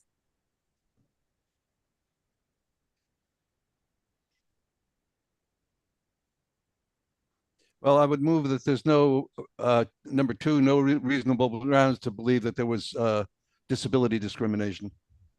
Second. Sorry, and we're on finding 2. Correct. Yes. Okay. Amanda, do you want to? And I got 2 seconds. Which one of you was first? Not me. Okay. All right, so any moved and seconded, any discussion? Okay, seeing none, if you vote yes, you are in agreement. Commissioner David? Yes. Commissioner O'Brien? Yes. Commissioner Walker? Yes. Commissioner Douglas? Yes. Commissioner Sanders? Yes. I move that with respect to the investigator's 3rd finding, I move that there are reasonable grounds to believe that Archers on the Pier retaliated against Jeffrey Libby in violation of the MHRA, and conciliation of that claim should be attempted in accordance with 5 MRS section 4612 sub 3. Second. And seconded, any discussion? Seeing none, if you vote yes, you're in agreement with the motion. Commissioner David? Yes. Commissioner O'Brien? No. Commissioner Walker? Yes. Commissioner Douglas? No. Commissioner Sanders? Yes. Okay. One more finding. Commissioner O'Brien? In number 1, I would move that there are no reasonable grounds to believe Archers on the Pier discriminated against Jeff Libby on the basis of sexual orientation or gender identity, and that claim should be dismissed in accordance with MRSA. MRS 46122. Second. Moved and seconded, any discussion? Being none, if you vote yes, you are in favor. Commissioner David? No.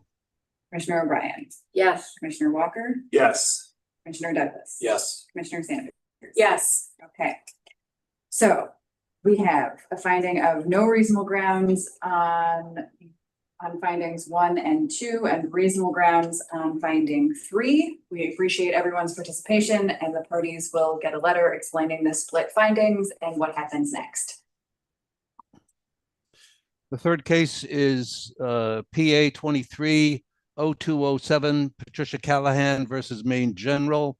The recommendation is for finding of no reasonable grounds, so we'll hear from complainant first. Is there anybody here for Patricia Callahan? Here, can you hear me? Yes. Can you hear me? We can. Hi, thank you for your time today. And thank you for your time during this whole process. When I read the investigator's report, I realized I should not have undertaken this complaint without counsel to help me with lots of things, including, gathering evidence and whatnot. I can write endlessly about discrimination, how it looks, how it feels. However, I'm not qualified to speak to discrimination in terms of statute. And to the extent that I might have wasted the commission's time prattling on like an English major, I sincerely apologize. I'm here today simply to say, from my experience, that the respondent has used stigma as a means to present some falsities in the narrative of what occurred on the night in question. And I just wanted to be on the record as saying that. And again, thank you for your time, and I'm happy to answer any questions. Short and to the point. Any commissioner questions for Ms. Callahan? Okay. Seeing none, you'll have a little over 9 minutes when we come back to you. Attorney Bean.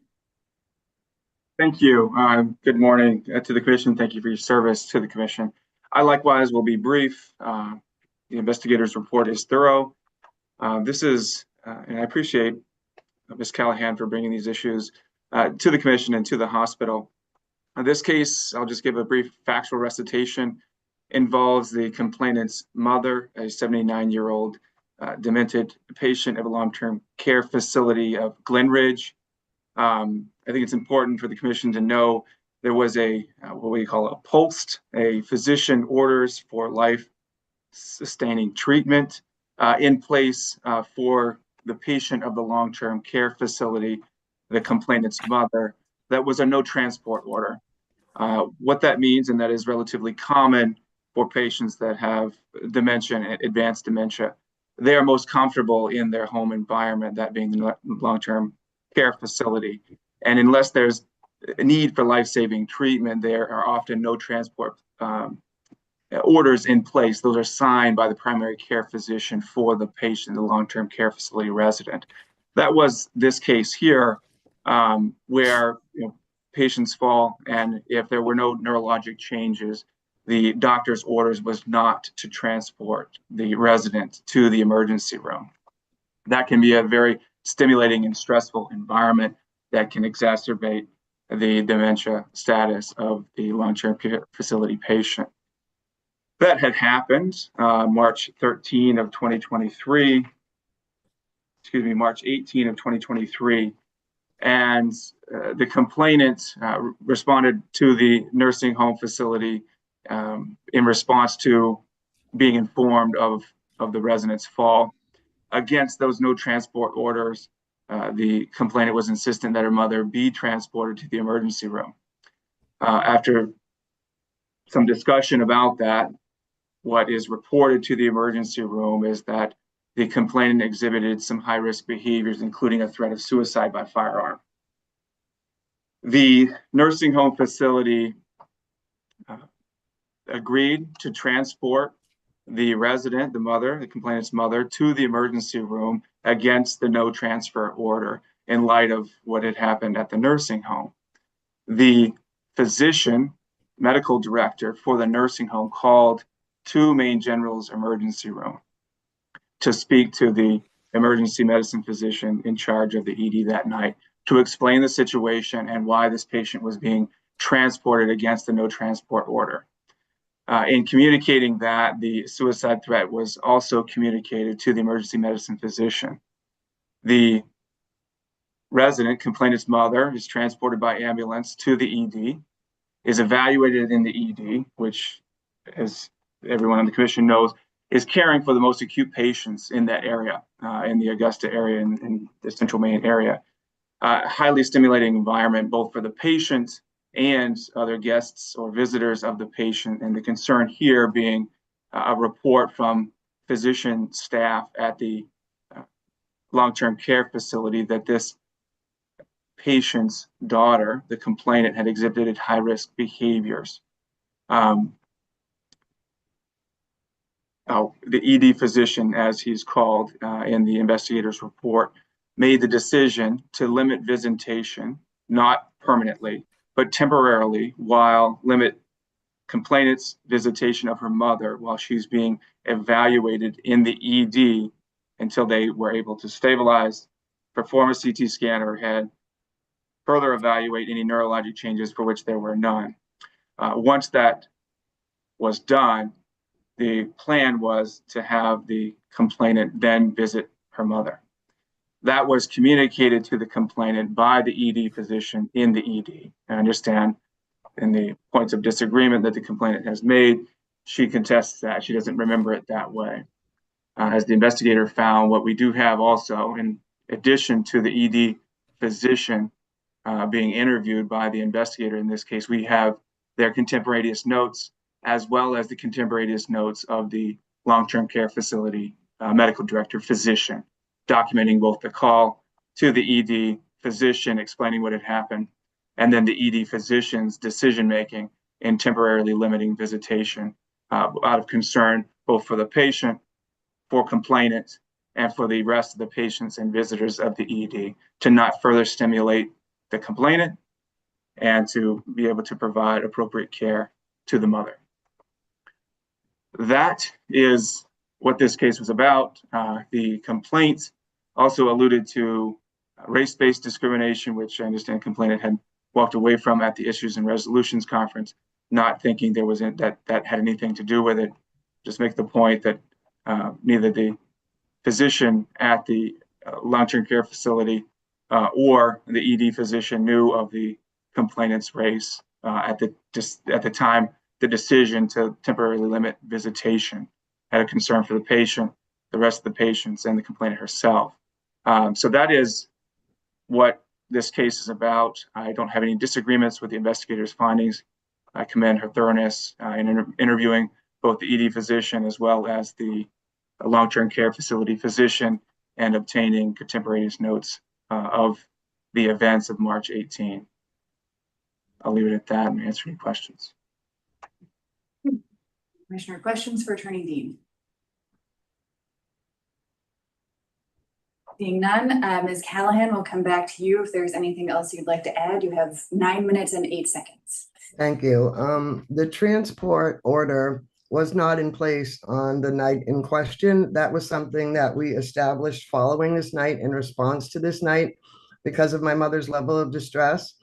And it's important to note that my mom's level of distress occurs especially in medical settings because she doesn't have any memory. She can't remember like 5 minutes prior to, so she spends the entire time she's in the ED thinking, why am I here? Where's my family? Why am I here? And it cycles into very distressed behavior. And a long-standing history with both Maine General and Maine Medical Center of being the go-between and the, as they always joke, I'm her memory.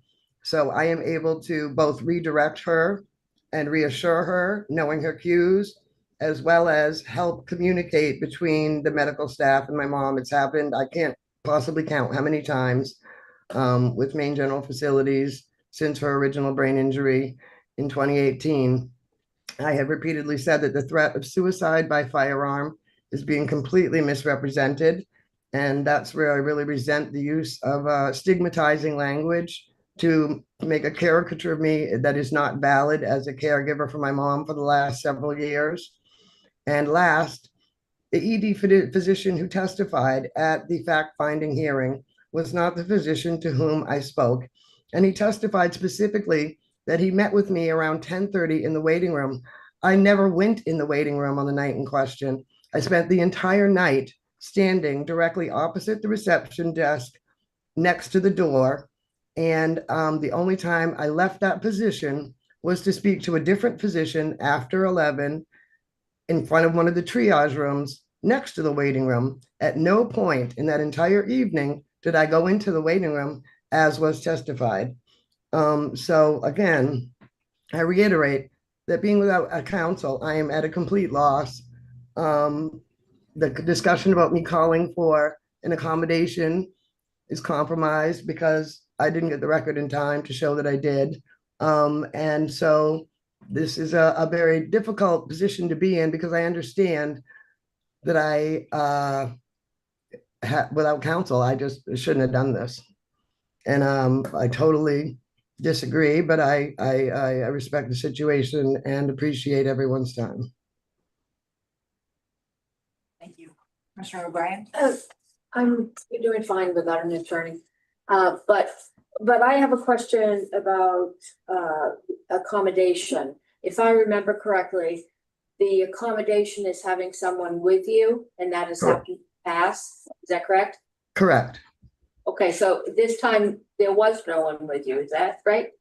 Correct, because the charge nurse refused my accommodation request over the phone. Okay, so you called. Okay, so over the phone. When was that? I mean, 7:33 p.m. Okay, so that's the basis of this case. I'm sorry, I didn't hear you. I'm upstairs in a hot apartment, so my windows are open. I apologize. So are you saying that you asked for an accommodation for your disability and it was denied? So that's the basis of this case? Is that what? At that point, they already, they knew I was coming across as a disabled person, and I asked for the accommodation the way I've asked for that accommodation through the entire COVID pandemic with my mom, because unfortunately her brain injury preceded it and has been ongoing through it. So this was like a normal thing to me. And so it's hard for me to understand because I've done this so many times up until this night, including at Maine General 3 weeks prior in post-op. And so here, this perfectly normal thing that I've done repeatedly goes completely wrong. And suddenly I'm standing there being denied access to my mom, watching people go in and out of ER, and no one's telling me why. And everyone's saying you have to wait for the charge nurse. I don't know what else that could be besides discrimination. And the language they use in their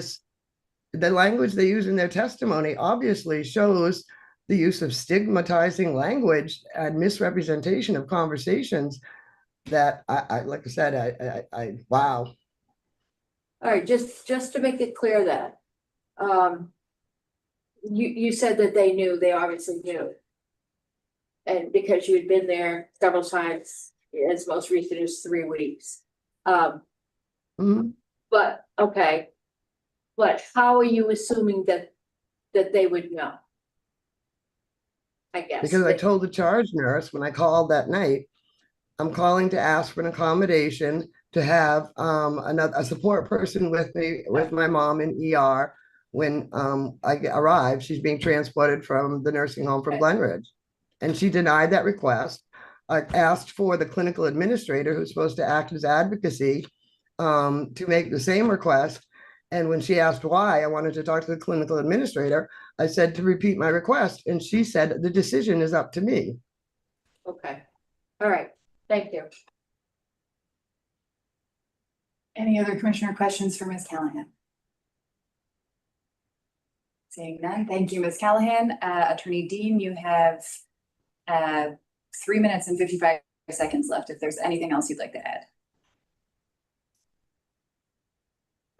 The point complainant's making now about this alleged conversation with the charge nurse at 7:30 p.m. you'll find is nowhere in the record. That's not what the complaint was about. That was not anything that was asserted at any point prior to today. That there was a request for accommodation on this day, March 18, 2023. You'll see there's no reference whatsoever to any of that in the record, nor the contemporaneous notes of both the nursing home physician as well as the ED physician. As the complainant, what is in the record is complainant's representations that, yes, Maine General has accommodated her disability, which was identified as depression, with a support person for visitation purposes every time prior and every time since. There was no allegation, and I'll represent you, is not factually accurate, that there was any such request on March 18, 2023. And that certainly was not the basis for the limitation in visitation that night. It was the high-risk behaviors communicated from physician to physician that needs to be taken at face value for the safety and well-being of everyone in that emergency room. And that was the needle that the emergency medicine physician was threading here and temporarily limiting complainant's visitation to her mother. It had nothing to do with not being accompanied by anyone else, and there was no evidence whatsoever in the record that that was requested or discussed in any way, shape, or form on March 18, 2023.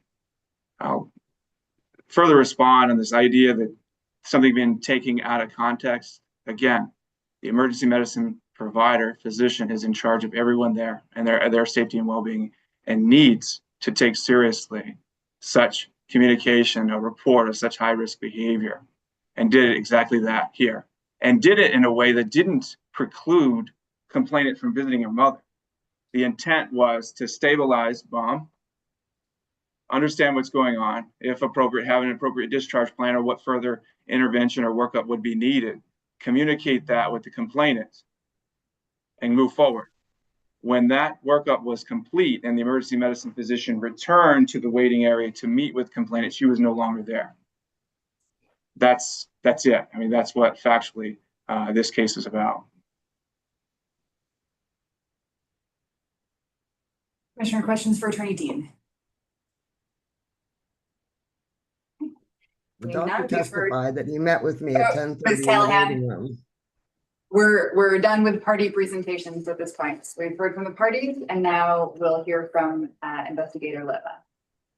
Good morning, Commissioners. I don't really have anything to add that's not in my report. You've heard from both of the parties. I don't think that anyone's kind of misrepresented their own positions, but based on the information that I was provided and everything that I've detailed in my report, my finding is as is. Commissioner, questions for the investigator? Okay, seeing none, thank you, Nooper. At this point, we've heard from the parties and investigator. Yes. Commissioner David. No, I was gonna make a motion. Okay. I move we find that there's no reasonable grounds to believe that respondent discriminated against complainant and that the complaint should be dismissed. Second. Okay, it's been moved and seconded. Any discussion? I just want to say to the complainant that there's no indication here of any implication that your care of your mother is less than appropriate and necessary, and no insult to you personally. The concern, the reason for the report is that there's no discriminatory basis based on your disability. They're protecting the safety of the emergency department and then allowing you the visit without a companion. So that's the reason for my motion.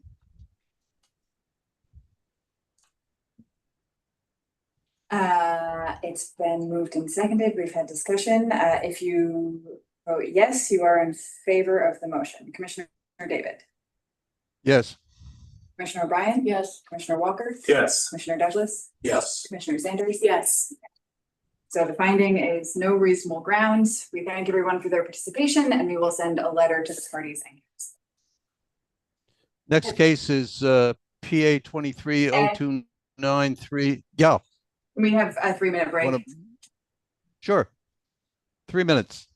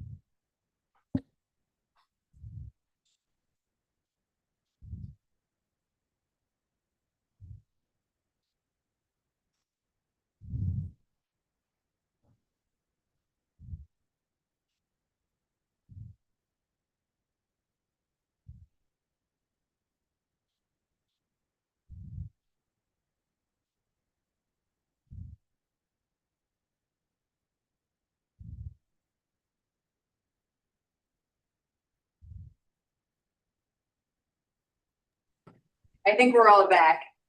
Commissioner Walker is recusing himself on this one. So, Okay. So we will call the case of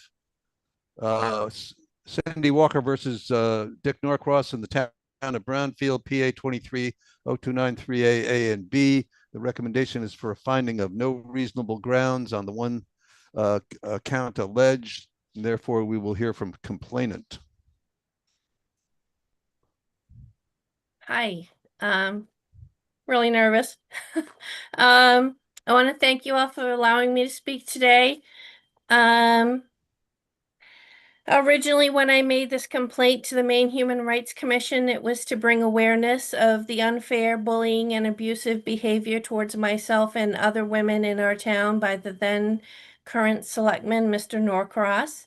According to Congress Gov. HR 5 Equality Act 2021 to 2022, Section 2A 22, I and all women in this town should be treated equally and with respect by our municipal officers. I should be able to ask questions in a public forum or via the Freedom of Access Act without fear of being yelled at. As shown in the video I provided on May 9th, 2023, when Mr. Norcross partially rose from the table and screamed, "Shut your mouth" at me. This became more than just Mr. Norcross making me feel like I didn't have a right to ask questions in meetings I've attended for years, or my concerns were not as important as the men in the audience.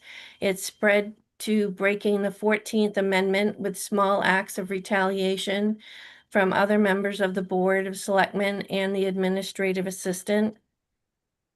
The biggest dip in my health took place after the annual town report came out in May of 2024. This is a permanent historical document in our town and used for voting on our town budget. The selectmen's report was written with several condescending things the chair felt citizens had the audacity to do, including a former selectman's wife bringing a sheriff into the administrative assistant's office.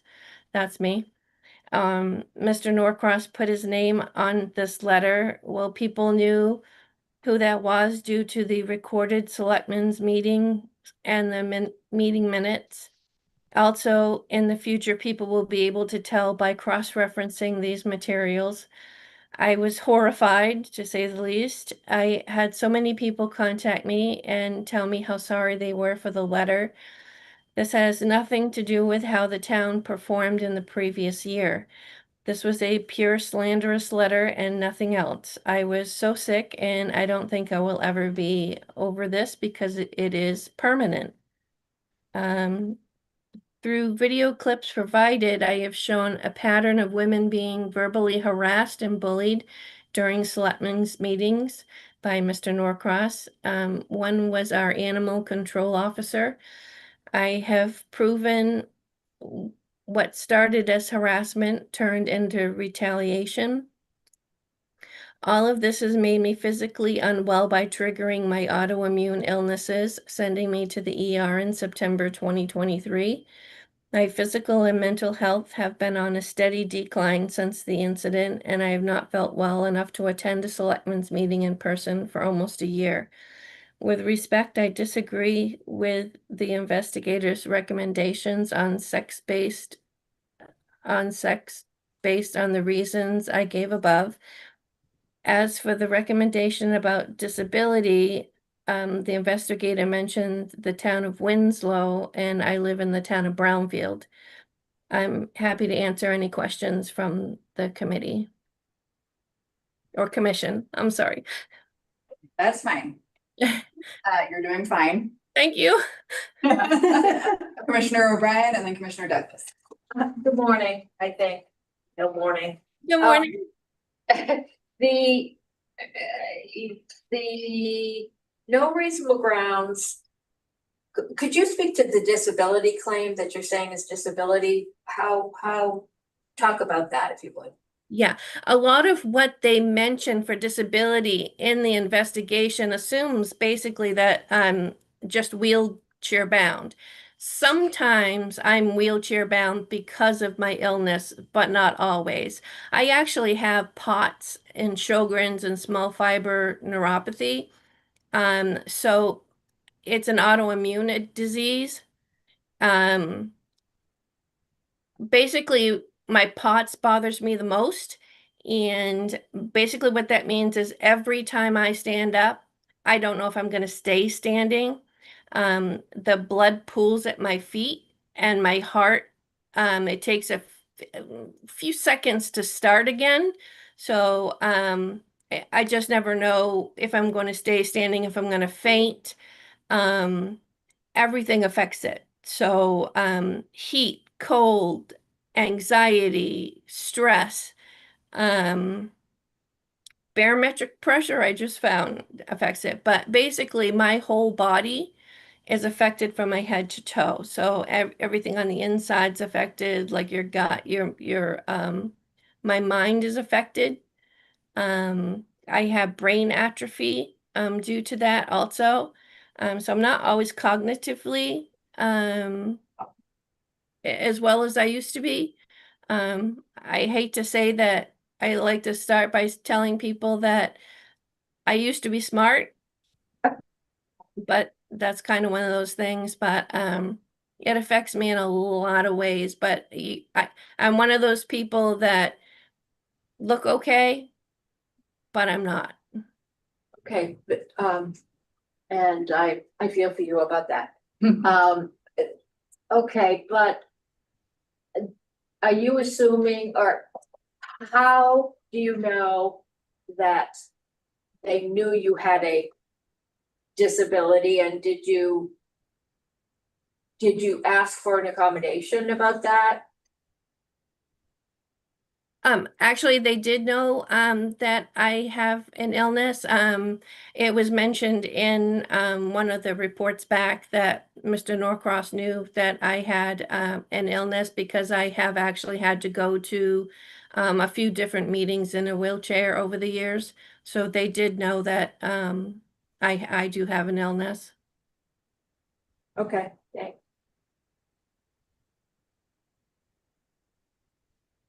Good morning. Good morning.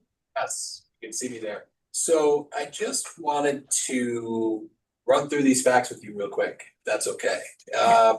What I'm looking at is specifically is the investigators findings of fact in the report, right? So you're just looking at paragraph B. It says that on May 9, you spoke at a board meeting and you called the board members shady. And you were being critical of their actions. Is that true? That is true. Can I give background on that? It's not in there, but yes. I don't know that you really need to. And then you were told you were being critical of their actions. Then you were told by selectmen to shut your mouth. Yes. And that happened, right? That and did. then you described yourself as out of line. I did because I felt bad about my actions. Yes. Right. So you're having this sort of public confrontation with this select person. Is that a fair characterization? Yeah. Okay. And then you were permitted to make public comment later at the meeting on May 9, and it says at prior and subsequent board meetings. Is that true? Yes. Okay. Yeah. Can I elaborate on that? I don't think that's necessary either. You're gonna have more time to speak, just so we're okay. Okay. And then at the next meeting, you asked the select person to apologize for his comment, but he didn't. You agree with that? Yes. Okay. And then if we look at paragraph C, there's reference to this letter. Yeah. And I'm just reading it, referring to, quote, the wife of a former selectman, which presumably is you, calling the sheriff's office to escort her to the administrative assistant's office, stating she felt threatened and extorted by her. And this letter also makes reference to other town residents, true, but you feel like this reference is about you. Yes, it is. Okay. The business about being threatened and extorted, Can you spend like maybe a minute or two just explaining that to me? Yeah, actually, I provided all that documentation, so that you could see how that flowed through. It was based on a FOIA request that I had done. And going through my brain. Basically, it was a very simple request that should have taken very minimal time. It was an online request. It was supposed to be free, based on our town lawyer had said that it was supposed to be free, which was actually on a recording. And so I tried to work it out via email, but the administrative assistant was not allowing me to work it out that way. I don't feel, at that point, I did not feel comfortable going into the office. So I asked a sheriff to accompany me as a peace officer only. And so when I got there, I again tried to have just a conversation with her and explained that the lawyer said this was supposed to be a free document. Why are you charging me for these documents? She would not allow me to, she would not waive the fee. Later, I went to the selectmen's meeting to discuss the fee. She mentioned the fact that she thought it was ridiculous that I brought in a sheriff to speak with her because she was 70 years old. Why would I be threatened of a 70-year-old? And the selectmen are the people that are supposed to determine whether the fee is waived or not. They never made a decision on that. Oh, I'm sorry. At that time in the meeting, she asked she didn't remember the lawyer saying that it was supposed to be a free document. So she asked for a recording, which I sent her that night. So I think I understand what happened. I don't think I need you to go any further with that. okay. Yeah. And then you basically allege that women are treated differently at these proceedings, right? You've been treated differently as a woman, right? Yeah. All right, thank you. I appreciate you helping me clarify what's going on here. Okay. Any other commissioner questions for Ms. Walker? Okay, seeing none, we will have about 6 minutes and 14 seconds when we come back to you. Attorney Wall. Thank you, and thank you, commissioners. I'm going to be very brief. Ms. Walker submitted something in writing with her position, which is more or less the same as what she's indicated here. We had an opportunity to file a response, which I think covered most of her position. Just in general, I think the investigator, was very generous in terms of legal interpretations and allowing Ms. Walker to submit evidence to try and explain her position throughout this case.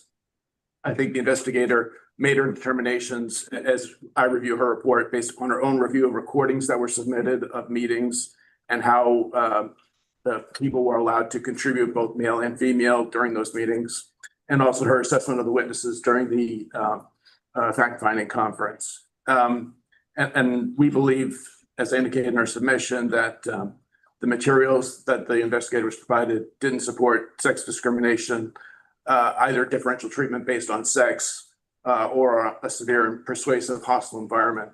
And also with regard to this disability claim, we understood that to be primarily an issue of fixing a ramp, which the complainant mentioned to the board, and within a month that was fixed. So if you don't have any other questions, thank you.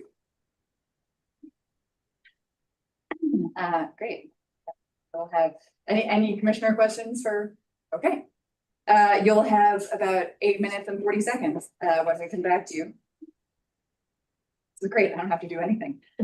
Ms. Walker, you have 6 minutes and 14 seconds if you have anything else you'd like to add. Okay. He mentions that the ramp was fixed within a month. They are currently, well, it's finished now, but they just finished fixing that ramp. So that's an incorrect statement. Ms. Walker, the investigator is telling us that that date is not in the record. When the repairs were finished, it's not in the record. Right, but he just stated that in his findings that the date was finished a month later so that it was of no consequence, but that's not a true statement. Okay. Because it's just been finished this month. But anyway. Yeah, the date when it was finished, the fact that you disagreed with that statement is in the record. The date that it was actually finished, if that is not in the record. Okay, well, I'm just trying to say that it's an untrue statement, but okay. Something else I wanted to point out about a lot of this is I think being focused on the disability, and it's really more about how women are treated by Mr. Norcross. And I really want to stress that is that even the animal control officer in one of the video clips stated when she handed in some information to him or to the board that she said, this should get you off my back, or to that effect, or this should stop the harassment. There was a woman that was on the agenda to speak, and when she started to speak, she was told very abruptly and cut off in a very loud tone to stop. And a man was allowed, he was not on the agenda. He was allowed to speak at length for probably 5+ minutes. She was on the agenda to speak, not the man behind her. And I provided that documentation. So when you say that men and women have the equal time to speak, that's not true. We may both be able to speak, but it's not equal in fair time to speak. And the tone of voice when you're called upon and to be able to speak is not the same. I may be able to ask a question, but when I'm called upon, it's in a snide, I don't want to be disrespectful, but it's in a snide tone, or it's, yeah, or it's like I had a mask on because I was sick, and they looked at each other and they were like, I can't hear her. I don't know what she's gonna say. So I had to physically take my mask off and project my voice to ask the question again so that they wouldn't just dismiss me.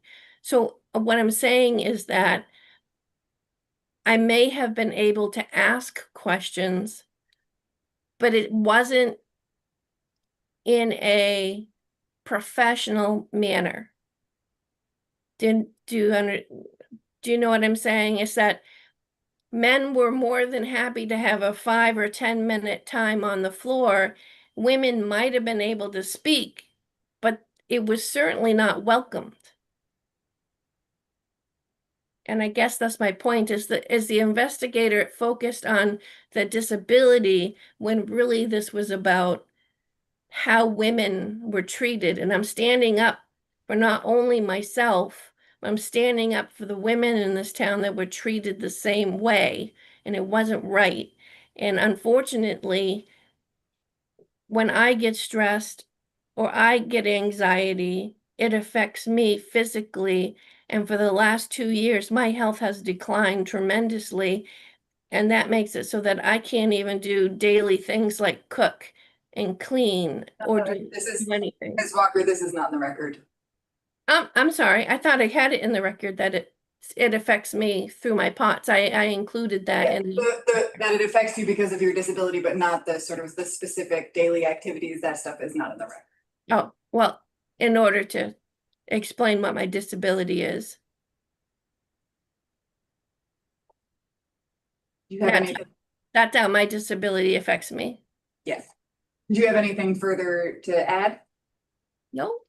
No, other than you did catch that the second part was that the investigator said that I had a claim against Winthrop instead of Right. Yeah, Brownfield. that was a typo. Yeah. Okay. Any further questions for Ms. Walker? Okay. Seeing none, we'll go back to Attorney Wall. You have 8 minutes and 40 seconds if there's anything else you'd like to add. There's nothing else I'd like to add. Thank you. Any commissioner questions, Attorney Wall? Okay, seeing none, we've heard from the parties, and next we hear from Grace Nichols, the investigator. Good morning, this is I'm Grace Nichols, and I was the investigator on this claim.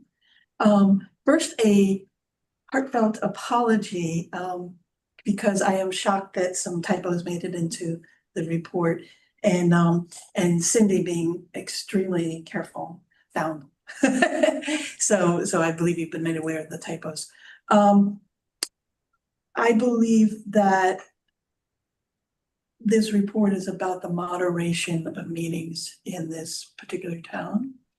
And that rather than giving participants at public meetings specific timelines, that the selectman has tremendous power to decide whether what's being said is relevant, whether it's going on too long. And so the selectman does moderate the meeting as they feel fit, they see fit. And that being said, we did not have statistically significant samples to be able to tell anything about disparate treatment on the basis of protected category. But the things that I did review, which were both video and audio tapes, and the testimony from both sides and the conference, did not establish discrimination on the basis of any protected category. And it also did not establish that access to these meetings was denied any person, notwithstanding a need for repair. Nobody was not able to access the meeting. So with that, I think the report says what needs to be said, and if you have any questions, I'd be happy to. Douglas? Yeah, just one obvious question. So that in terms of what actually happened to the complainant, right? Those findings are accurately summarized in your findings of fact of paragraphs B and C, correct?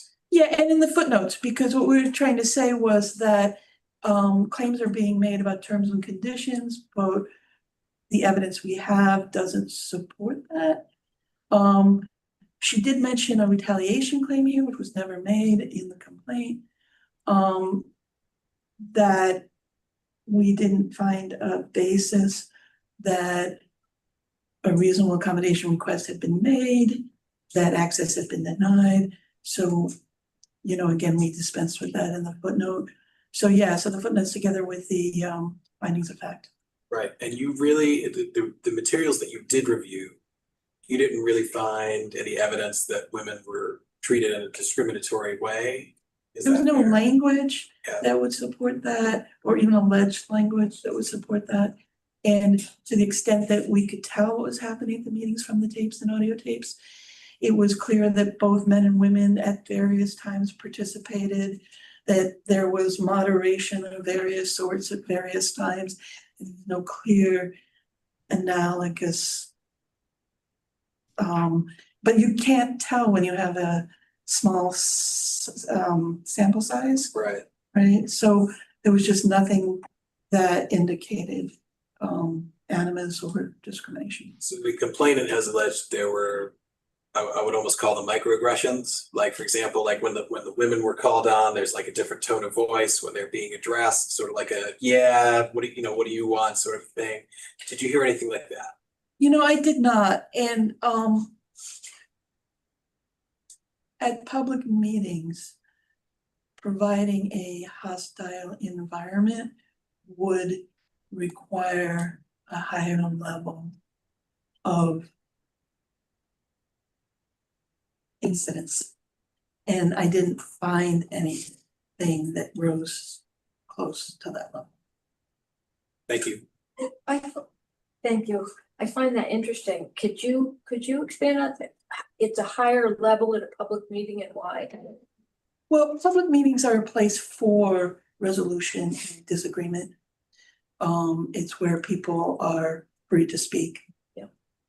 So in order to find a hostile environment, you would have to find a clear pattern of severe or pervasive conduct that could be easily traced to a protected category. And I did find nothing like that. Just as a matter of law, the standard is the same. Oh, okay. Sorry, that's true. No, that, I mean, severe and pervasive due to protected class is absolutely the standard, but yes. That's that. I can't believe I know. I correct people all the Severe time. or pervasive. Oh, this is like a running. Oh, I have to leave. I joke in the office. That's not too. Okay. Thanks for clearing that up for us. I was super This is- useful there. No, this is like a running inside joke in the office. Apologies for bringing it to the meeting. Any further commissioner questions for the investigator? Okay, thank you, Grace. We have two proposed findings. I'll be looking for a motion, Commissioner Douglas.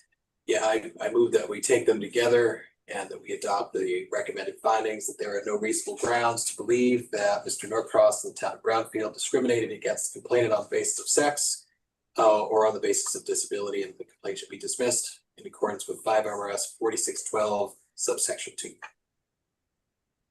Second. All right, it's been moved and seconded. Any discussion? Yeah, Ms. Walker, I just want to say that I appreciate what you've alleged here as somebody who deals with cases like this, and I understand where you're coming from. And it sounds like a fairly I'll use the word acrimonious scene over there. But in terms of the allegations that you and I ran through, they just don't support a claim of discrimination.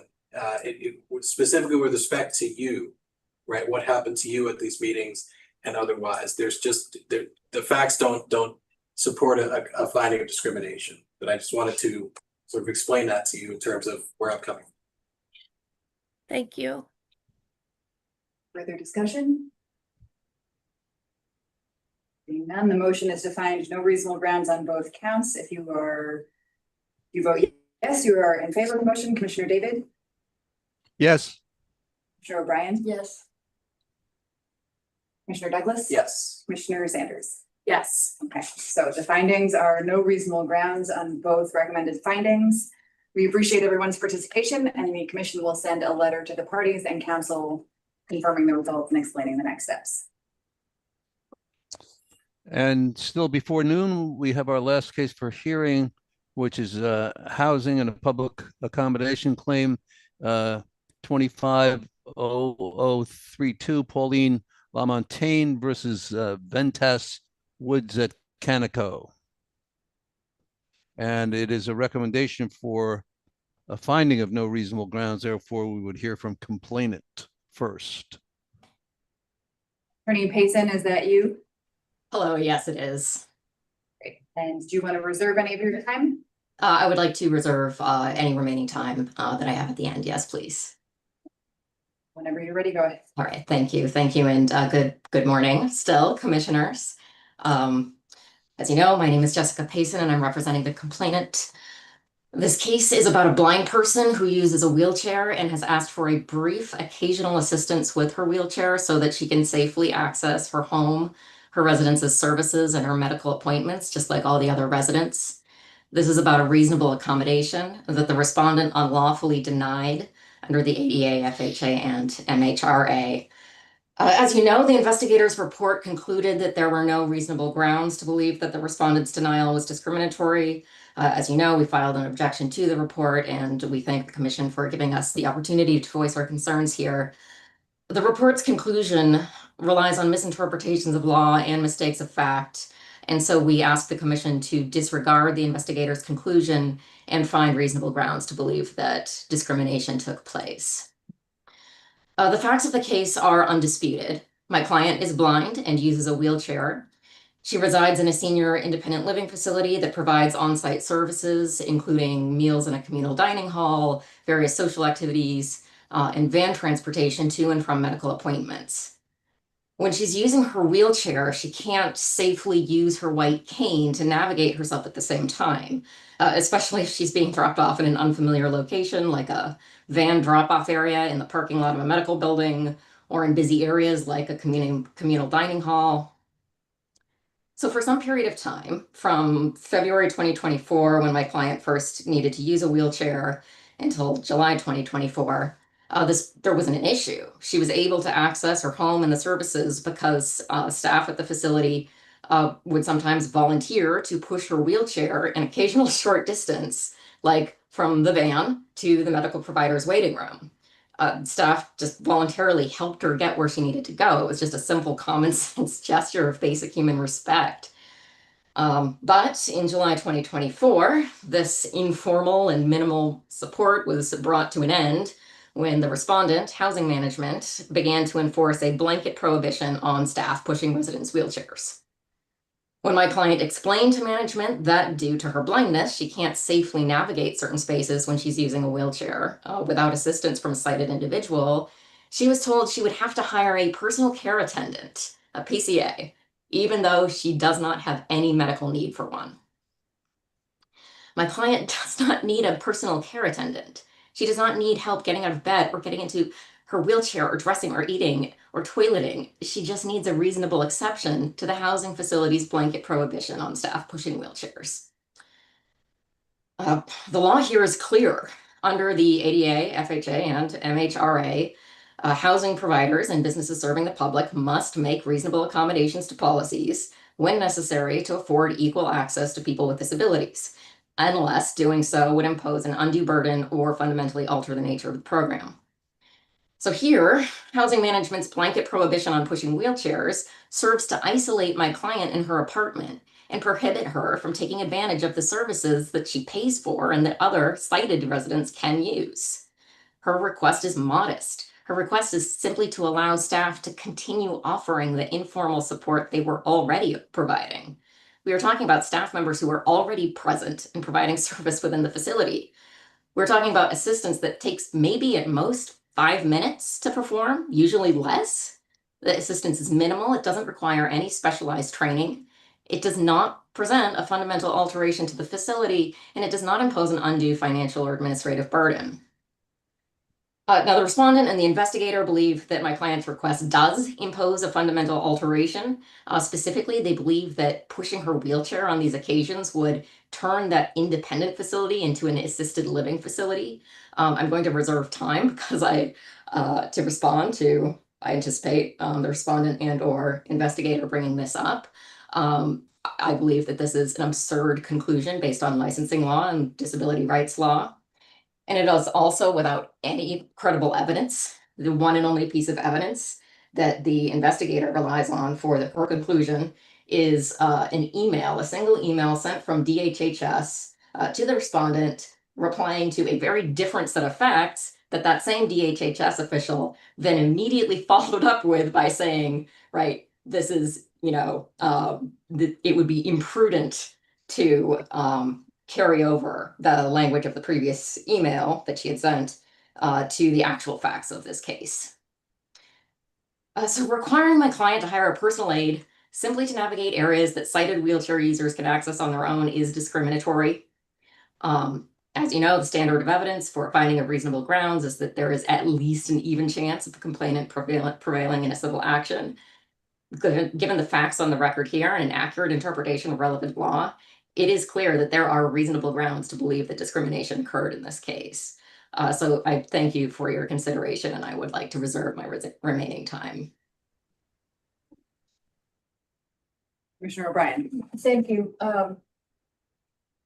If it's in the record, was Miss Lamong Tang the only, this blanket rule, was she the only one that affected? And why did, let me just ask that. Yes, Commissioner, understanding and belief, information and belief, Ms. LaMontagne is the only resident who is both blind and uses a wheelchair. There is one other blind resident, namely her husband. Thank you. Any other commissioner questions for Attorney Pace? Seeing none, you'll have about 4.5 minutes left when we come back to you. Attorney Cornell. Good morning. Thank you. I would likewise like to reserve any remaining time I have for rebuttal. Sure. And I will try to be as brief as I can. The issue in this case is simple and straightforward. In short, the requested accommodation is not reasonable because it would require the Woods at Kenco to either fundamentally alter the nature of its operations by providing assistance with activities of daily living or to operate the community in violation of the Maine licensing laws. Under Maine law, residential communities which provide assistance with activities of daily living must be licensed. The definition of ADL, or activities of daily living, under Maine law expressly encompasses assistance with locomotion.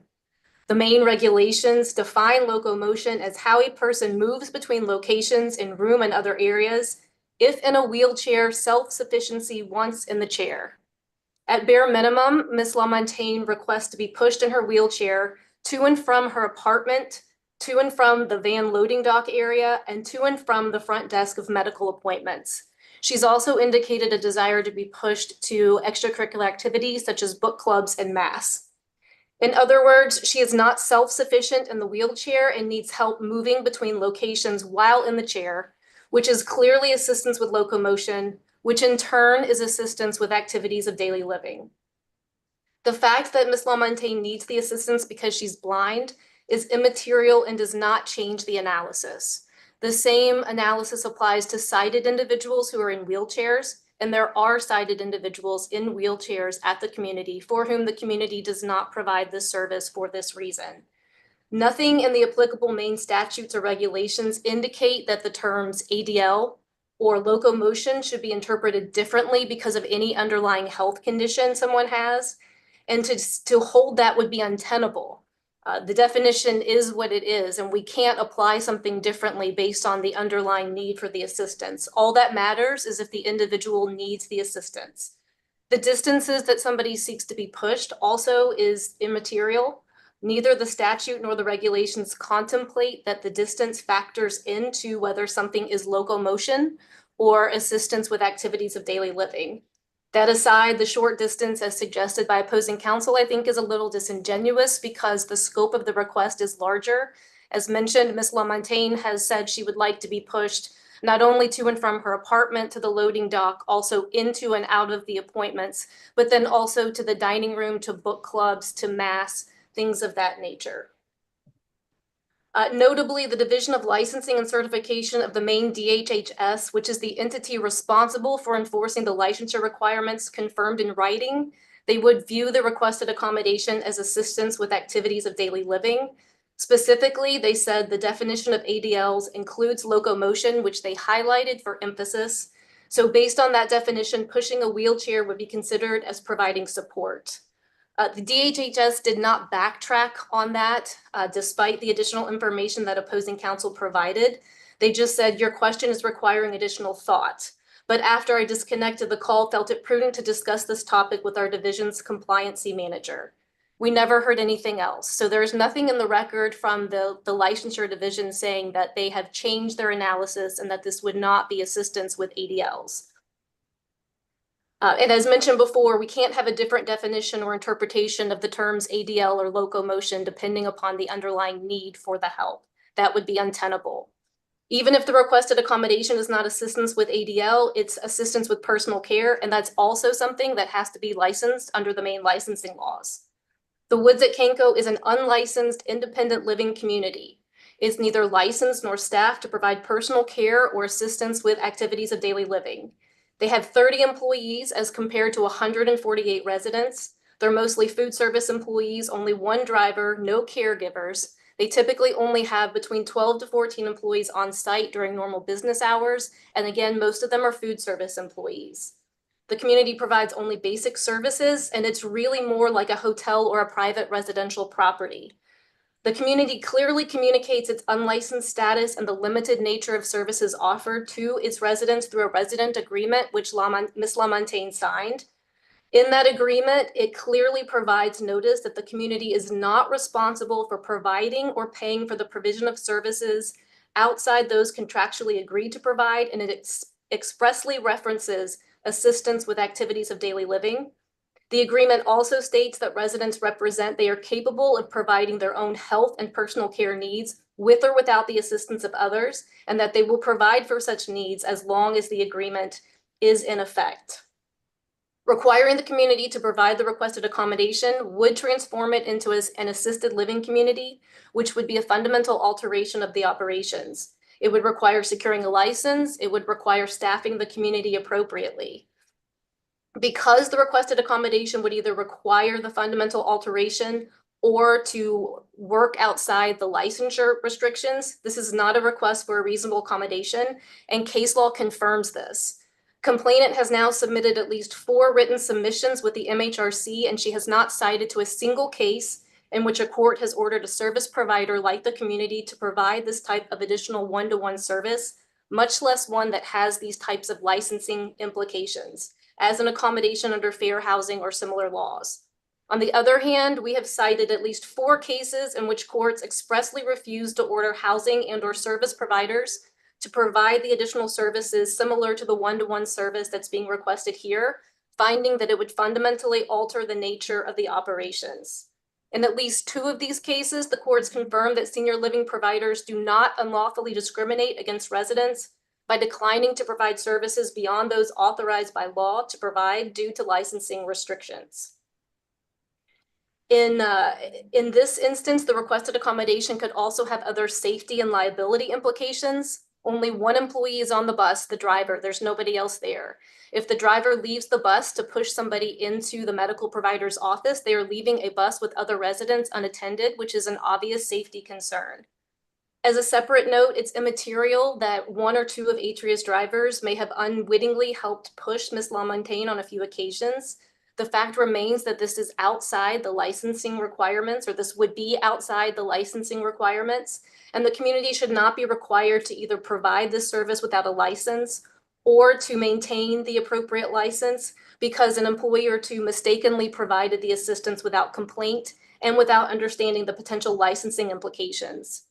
The community met with Ms. LaMontagne to discuss the issue and to discuss her options. She can use third parties. They don't have to be paid caregivers. She can use friends, family members, or other residents to help push her when needed. But there is, as a convenience, a private caregiving entity which has a spot, reserves a spot at the community with whom she can contract for these services. She does, in fact, contract with the private caregiving agency for other issues, like with her mail and for writing checks. So she acknowledged during the Issues and Resolutions Conference that she actually does use this third-party provider and she could use them for this service. And as mentioned before, sighted residents at the community who are in wheelchairs use third-party providers like this on-site provider to help with the wheelchair assistance. So it's false to suggest that Ms. LaMontagne can't access the van service or the community. She can with the assistance of a third party, whether a friend, family member, other resident, or private care. This is not something that targets blind individuals. In fact, many of the residents that live at the community have some sort of disability, and the same requirements and restrictions apply to all. This is not something that applies individually to Ms. LaMontagne. She could also explore assisted living. The same company operates an assisted living community about 30 miles away. It's a very upscale community that has twice the number of employees and half the number of residents. It's licensed to provide both assisted living services and memory care services, and also has an independent living services section. There's nothing that is frightening about mentioning that there are other communities that are operated by the same company or by other companies who actually do provide the types of services that Ms. LaMontagne seeks here. The community did have several meetings with Ms. LaMontagne and discussed the options and offered accommodations. Accommodations don't have to be affirmative acts. They can be something like waiving a fee or waiving a policy. In this particular instance, any third party would be allowed access to the community and access to the van service to help Ms. LaMontagne as needed. This basically comes down to Ms. LaMontagne wanting the accommodation of her choice, which is a free service above and beyond what is outlined in the contract and for which she pays. So in conclusion, she's not merely requesting a policy modification, she's asking the community to provide services above and beyond those licensed and staffed to provide, above and beyond what the community contractually agreed to provide, and above and beyond what she pays the community to provide. And there are serious legal implications of her request, which would result in the community either operating in violation of the licensing laws or fundamentally altering the nature of its operations and services. It should remain free to choose its business model. Here, it's chosen independent. Attorney Cornell? Yes. That is your time. Okay, thank you. Commissioner questions for Attorney Cornell. Commissioner Douglas. Yes, Attorney Cornell. Good afternoon. Good afternoon. Yeah, so I thought I heard you say something about an inquiry to DHS, right? Where you're inquiring as to whether or not this service is, you need to be licensed to provide this service. And I was curious to hear a little bit more about that if it's in the record. And particularly, I'm curious as to how the question to DHS was framed and what was the procedure? Yes, I called the DHHS licensing division and spoke with an individual named Nicole Gannett. Attorney Cornell, please sorry. don't use the names of third parties. Sorry, I spoke with somebody at the licensing division. We had a phone call. She asked if I would follow up with an email, putting my question in writing. So I sent her an email and she responded. The email is attached as Exhibit A to the final submission that respondents submitted on April 4th, but I've got it in front of me if you would like for me to read it. Yeah, I would appreciate that. It would just streamline things. And really what I'm curious about is this question about the licensure. How was it framed? So if you could sort of cut to that part of the email, that'd be great. So I said that I was following up to recap the question I had, which is whether providing wheelchair assistance to residents, more specifically pushing residents in wheelchairs throughout a community and in certain off-site locations, would be considered assistance with activities of daily living such that a community should be licensed as assisted living / assisted housing under the Maine licensing laws. And then I said a community has received requests from residents in wheelchairs for assistance being pushed to and from the dining room, to and from social activities, to and from the bus loading dock area, and or into and out of off-site medical appointments.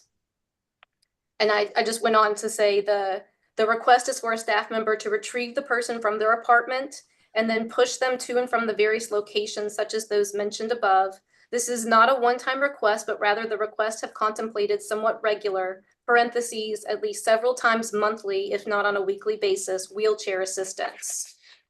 So that was my question, and the response was, the definition of ADLs include locomotion. So based on that definition, pushing a wheelchair would be considered as providing support. And then under that, they put activities of daily living means tasks routinely performed by a person to maintain bodily functions, including bed mobility transfers, locomotion, which they highlighted, dressing, eating, toileting, bathing, and personal hygiene. Thank you for that. It, was the complainant or her counsel copied on any of this correspondence? Did they have a chance to weigh in during this sort of correspondence you have with DHHS? No, I had a phone call and she asked that I follow up in writing. So no, they were not on that call or copied, but they did afterwards, because I disclosed the email in our submission. They did reach out to the DHHS and ask a follow-up. Right, and my understanding from your previous comments is that after complainant and her counsel reached out, the DHHS, they stuck by their statement that this would require licensure. What they said is, I'm reading the email. Yeah. This was to Jessica Payson. I am following up per your request in response to the question you asked, that if a person is blind and they are asking to be pushed in a wheelchair because of their inability to navigate an environment with their adaptive mobility device, in this case a cane, considered support. Your question is requiring additional thought that after I disconnected the call, feel it is prudent to discuss this topic with our division's compliancy manager before providing a response. That's all we have. I've not seen anything else. So there's nothing in here that says we misspoke, it's not support, just we want to give it further thought based on, I believe, hearing that the resident in question is blind, which, as I mentioned before, I don't think matters when you look at the definition under the statute or the regulations. Right, and like this distinction between sort of navigation and locomotion, you feel like that's of no moment here. I don't, because I think it's an untenable position for a community or a company to have to decide, is this assistance with activities of daily living because this person is blind versus this person can't use their left arm. To me, there's nothing in the statute or the regs which indicates that the underlying need for the assistance matters. The question is, do they need the assistance? And is it assistance with activities of daily living? I just don't think providers should be put in a situation where they have to guess based on an underlying health condition, which in this particular instance, we're dealing with an independent living community.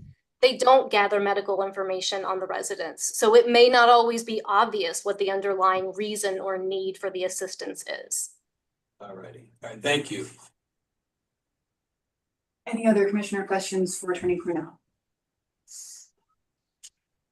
Seeing none, we'll come back to Attorney Payson. You have 4.5 minutes.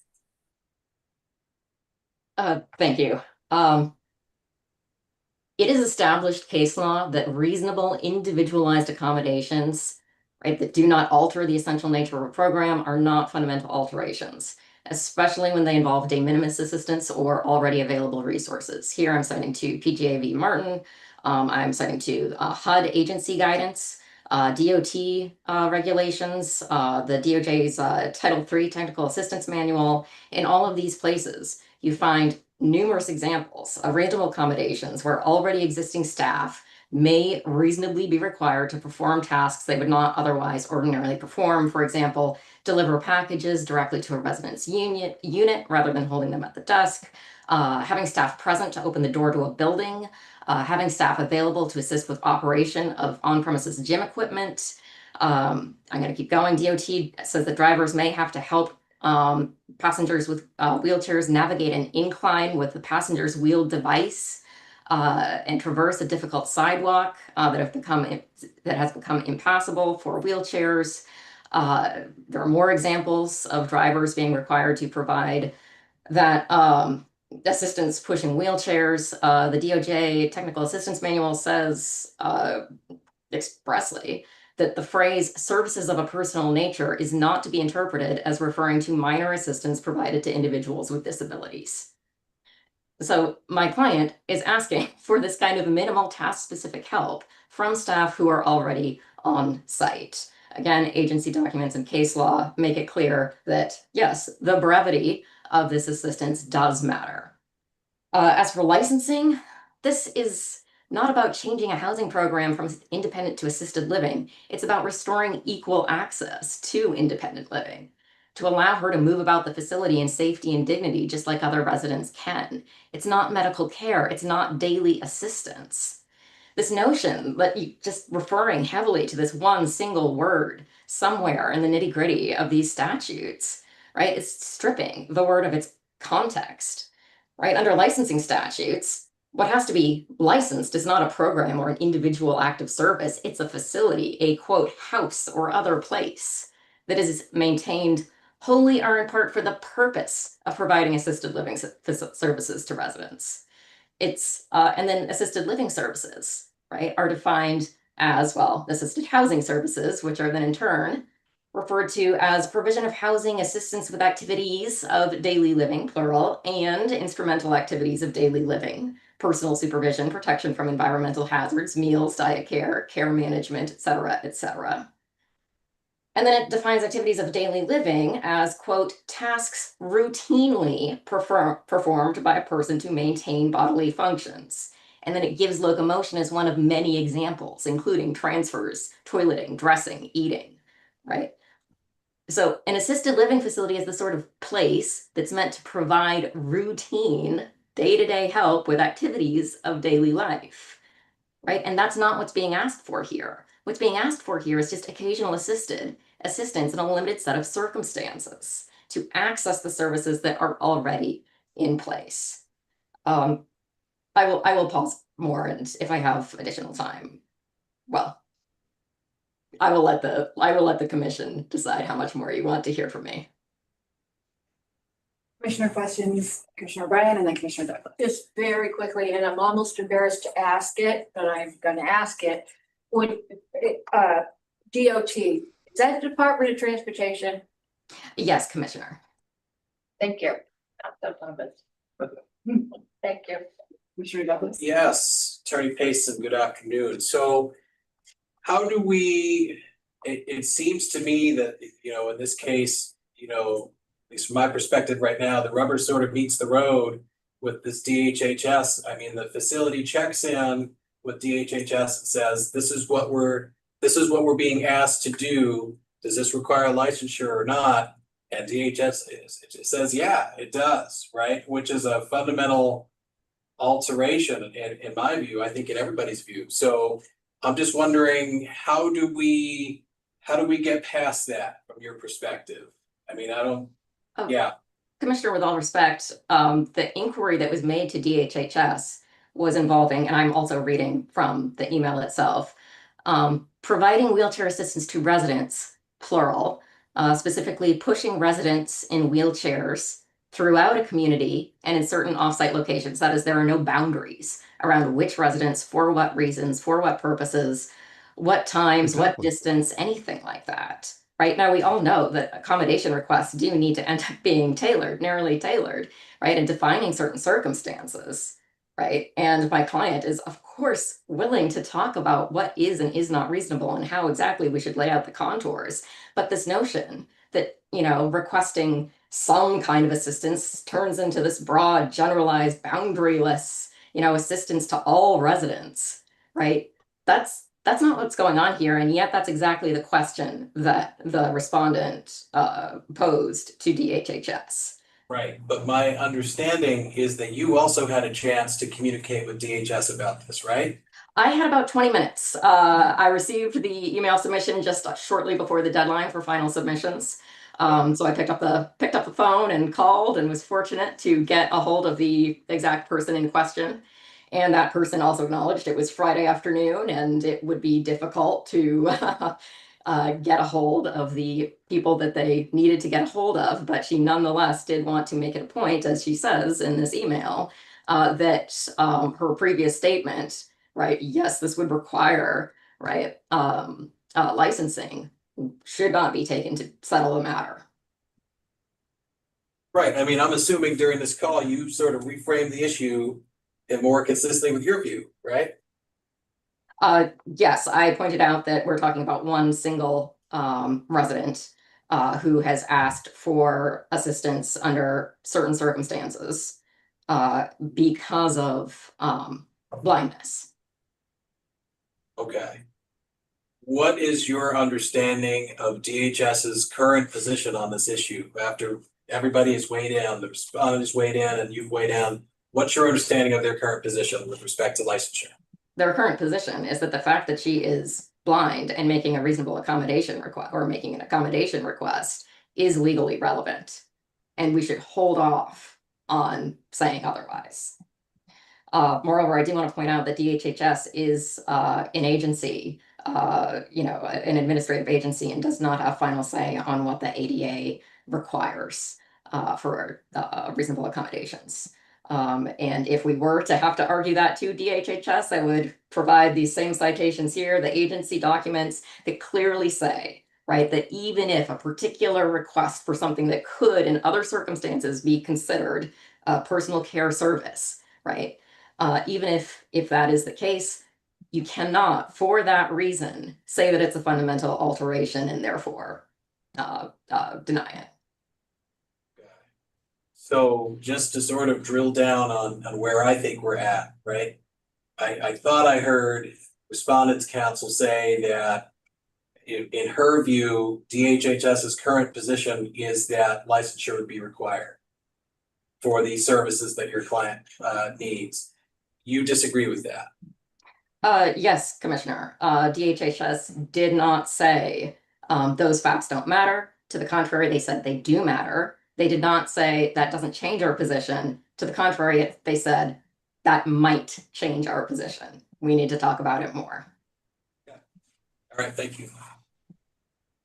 Commissioner David. Is your statement that DHS is saying that they want to think about it more? Is that your interpretation of the last line of the footnote on page 3? Because that's not what it says. The person says, after I disconnected the call, I felt it prudent to discuss the topic with our division compliancy. And as my understanding is, they did not change after that internal discussion. They did not issue any other change of their position. And you're saying that they said that they owe you another, that they want to consider it more, and therefore that they owe you another response or owe us another response. And I don't think that that's accurate. Is it, Attorney Payson? Ed, we've lost your audio.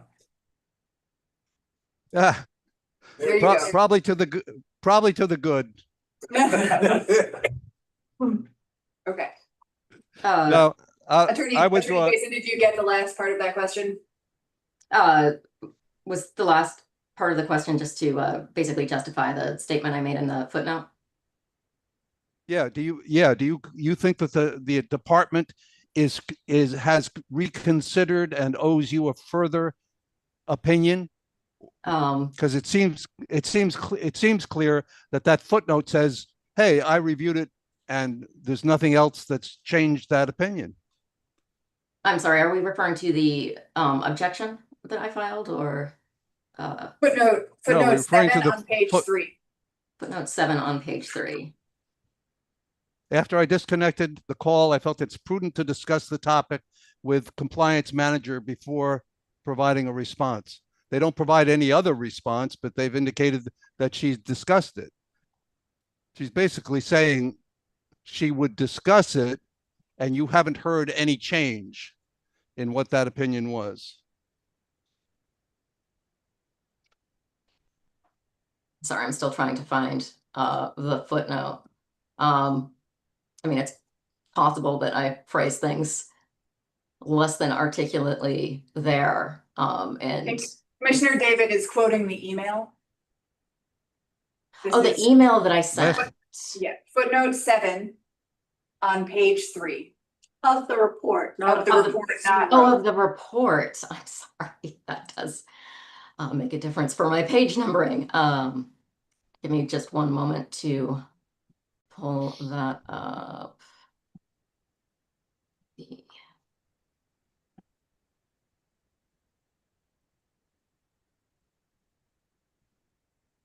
Apologize at all times for my computer to decide to be slow.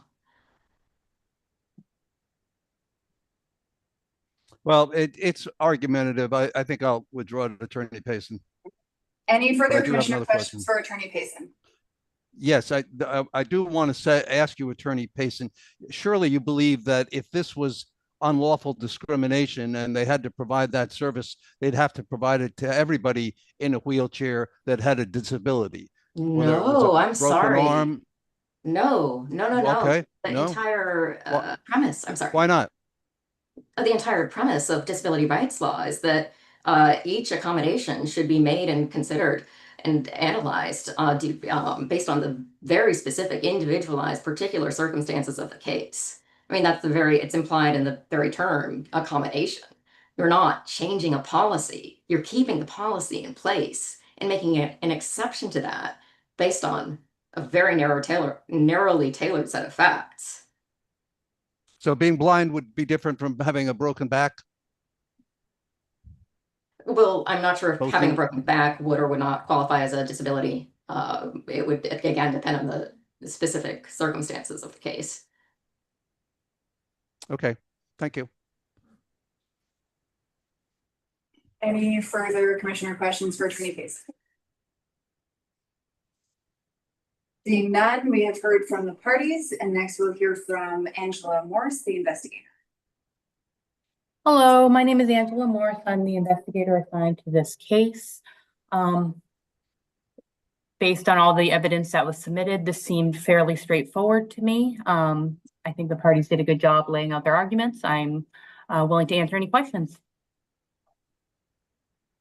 Commissioner, questions for the investigator? All right, seeing none, thank you, Angela. We've heard from the parties and the investigator. At this point, we'd be looking for a motion. There is one proposed finding.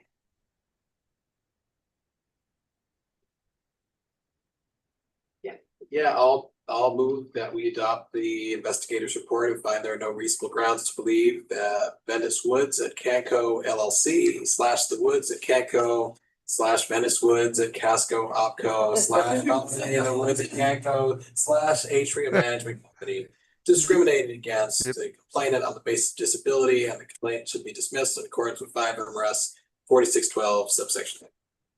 Second. So moved and seconded. Any discussion? Yeah, I mean, I think it just comes down to that, the correspondence with DHHS. So they, I mean, I think the respondent did the right thing. They asked the question. Complainant has a chance to weigh in, and DHHS says this would require licensure. And I understand the complainant's position that there may be some additional sort of play on this issue, but right now the best guidance the respondent has is that they can't do it without becoming licensed, which is clearly a fundamental alteration. So I think that's where we are. I agree. Attorney Payson began her presentation by saying that the driver had been performing this service for her and wheeling her around and taking her into the doctor's office and out of the van and doing this. It's an example of no good deed goes unpunished. I sort of wonder if that had not been being provided, whether we would have had this case, or if there is a claim that that's not an assistance to living that would change the contract and change the nature of what she agreed to do. We'd have these cases all the time, and I don't think we ever had. Her condition changed. She signed a contract. She didn't need assisted living support. She became blind. She does need it. I think she was blind. She started to need a wheelchair. That's the thing that changed. But I beg your pardon. Okay. Yes, you're right. Thank you. any further discussion?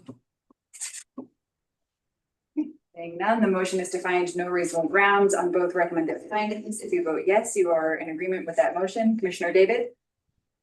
Yes. Commissioner O'Brien? Yes. Commissioner Walker? Yes. Commissioner Douglas? Yes. Commissioner Sanders? Yes. Okay, if the findings are no reasonable grounds, the commission will send a letter to the parties and council. That concludes our hearing agenda. I need a motion. I would, yes, I would move.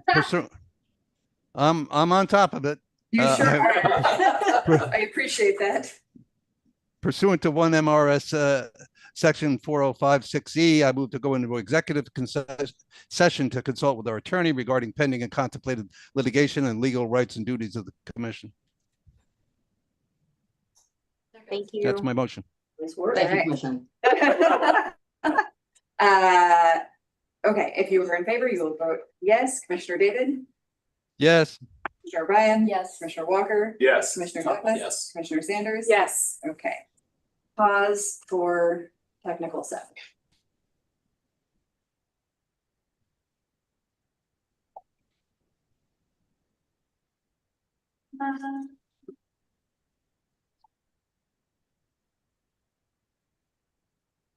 So I'm waiting for an invitation to join a breakout room.